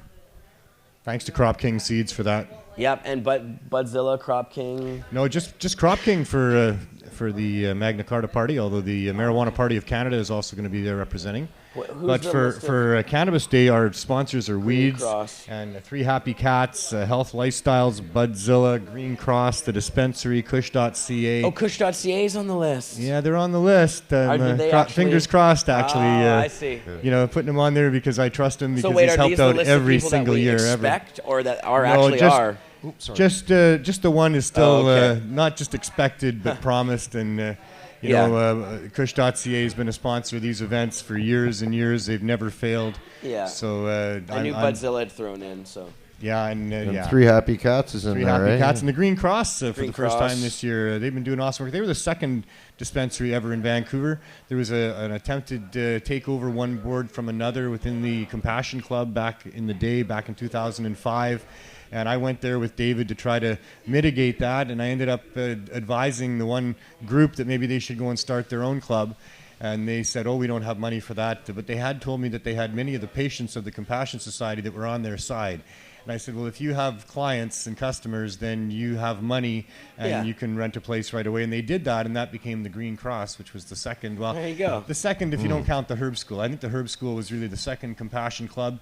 We didn't use the same protocols as what Philippe and Riel had written for the Compassion Club, but we certainly dispensed cannabis that we felt were to educated adults that had come on the Drug War History Walking Tour. Yeah. And that was the model we were using. David Mamalevine. Yeah, myself and my son and David many years ago now, and that bloomed into all the rest of it. And then that one. And David did go to court. We were there 3.5 years, and then he went to court and pled guilty because there was 5 people charged along with him, and they had presented a few different deals to him. The original idea was to plead not guilty and go back before the Supreme Court of Canada with our model of selling cannabis to educated adults. Right. But instead, David allowed one of our, the youngest of the people that were part of the group charged to decide what to do, and he chose to not be charged because that was one of the deals that all the others the charges would be dropped if David would plead guilty. But they gave him 3 days of sentencing hearing, which is unheard of course. At the end, David thanked the judge for allowing him so much time and saying, he knows it usually takes no more than a day. And the judge said, really, it takes no more than about 20 minutes in most of the cases. He did but a fantastic job, he thanked too. David so much for what was presented there. He did give David 6 months in jail because because he said that after all the times David had been charged for trafficking and he'd never done a day in jail, that he didn't believe that he would stop without it, even though David did plead in that last appearance before him and say that, if he did not put him in jail, David promised he would not break the law again in an effort to change it, that he would try legal means to do that. Right. And instead they put him in jail. And he's since opened the dispensary at 41st and Knight, the Stressed and Depressed, where they had a smash and grab. Yeah, drove the van through the front But they were open. They never missed a moment of being open. In fact, I think they were open a little earlier that day. I assure you. There's a fundraiser, art auction fundraiser at the Stress and Depress on is it the 19th, I believe, or it's is it a the week 18th? from Thursday coming up, but it's either the 18th or the 19th. It's 18th or 19th, but it's not this Thursday, a week this Thursday, and that's in the evening, I believe. It is. So come on down there and support David. Help him raise some awesome art. I mean, really awesome art. At some good great prices. Bob High stuff. Amazing way to decorate Well, it's an your- auction, so we don't know what the prices are. Well, they're always good. I've been to every single one since we started collecting it 11 years ago, and always people get great deals on great pieces of art. I see it hanging in people's homes and businesses all over the place. Oh, I got a shit ton. It's awesome, man. It's awesome. He's You know been how much art I supporting the have? artists in Vancouver in doing that as well. I got like 6. What do you call Bob it? Hyes No, I got or like Ken I got Foster. 6 Fosters. John Walkus is another contributor. It's been I got quite the. I've been working on the Foster the Opus Foster collection. Yeah, it's just and depressed. So go down. David and help needs the money. support He David lost some financial. Build a new wall, and he wants to resources, hopefully of raise wants the to money to put crash in posts. There, those are called, crash don't posts, you? yeah, crash posts. They're called bullards. Bullards? Bullards. Bullards. That's the name for those crash bars. They're called bullards. Bullards. I'd like to Mike- install bullards Mike in Bullard. front of my home, and yes, those are those. Right. All right. Poles, So crash we're gonna play the video that you recorded yesterday. I'm gonna go. I got things to do. It's All right, great being Neil, on the show. I thank appreciate you, it, my buddy. friend. And Mick, thanks for coming down as always. Handshake, Monday, brother. across the street, Magna Carta. We finished here? Yes, we are. And Johnny B show over. over there. Oh, he's getting up. He's waking up there. Let's There get he him is. back on cam. Johnny's stretching out on the Let's couch. see. Where is he? All right. Say bye, Johnny. Say- There he is. Oh, Back there from he is. Slumberland. He's sitting up. He's had his power nap. All right. Love you, Pot TV. All right. To talk about. See you See Monday. you soon. Monday for sure. UCAN meeting More coming up in a week, too. Information on Cannabis Saturday. Day. Cannabis Day will go on. Updates on Cannabis Day Monday on Yeah, my can I show. say that actually Watch. just before you go? Tune in. UCAN meeting at the Seed Bank on Saturday, a week from tomorrow. 3 Happy Cats is sponsoring. It's going to be a barbecue. We're going to have a big fun party there a week from Saturday. Cool. Seed There you Bank or are. Seed Bank. Fantastic. All right, boys. Peace, Pot TV. Peace. And Mark's going to help with speakers. I've got a bunch of people lined up to speak for it. Adam's going to handle the music. We're going to give him $200 to handle the music. Hey, Johnny. How are you, Opus? Good seeing, brother. These places saved my life. Was it for these clubs that were in place in 2005 when I first walked into a club? I wouldn't be standing here today supporting these clubs like all of us are. It's great to be here. It's like one of those historical days to be involved with. You know? Yeah, it's day one here at the... Day one of several. I'm talking number 156. There you are. There you go. They said keep it visible. Wait a second, let me get a photo. I want to take a picture of that at the same I always got my cell phone on me. Of course, it's broken. All us. Of course. Retail dealers. Retail dealers? Yeah, it's the bridge of the old, the dealer, and the new, the retail. The retail dealers. As opposed to like wholesale. As opposed to those dope pushers, those scummy dope pushers pushing their dope on the street. I like retail dealer a lot better. I like the sound of that. As opposed to peddler. Peddler, yeah. The hawker of tawdry wares. Some of us.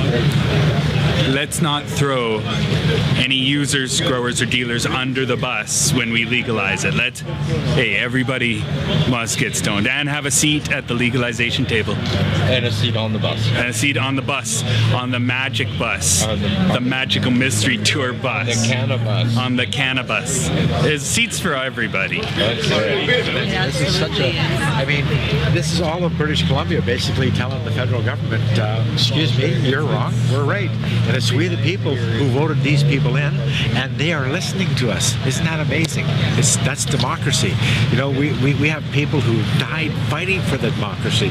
My family and Carol's family is in the military and all this kind of stuff. So, you know, democracy is easy to lose. We got to keep and be vigilant, and this is what we're doing right here. Very bluntly. Good evening, Mr. Mayor, Council. Thank you for the opportunity to speak. As you indicated, my name is Kirk Tousaw. I practice law with the Tousaw Law Corporation, and I practice law almost exclusively in the area of cannabis and medicinal cannabis access to Charter of Rights and Freedoms. Counsel in various matters before the courts involving charter access to cannabis medicine, including the Smith case involving access to derivative and edible cannabis products that will be decided tomorrow morning by Supreme Court of Canada.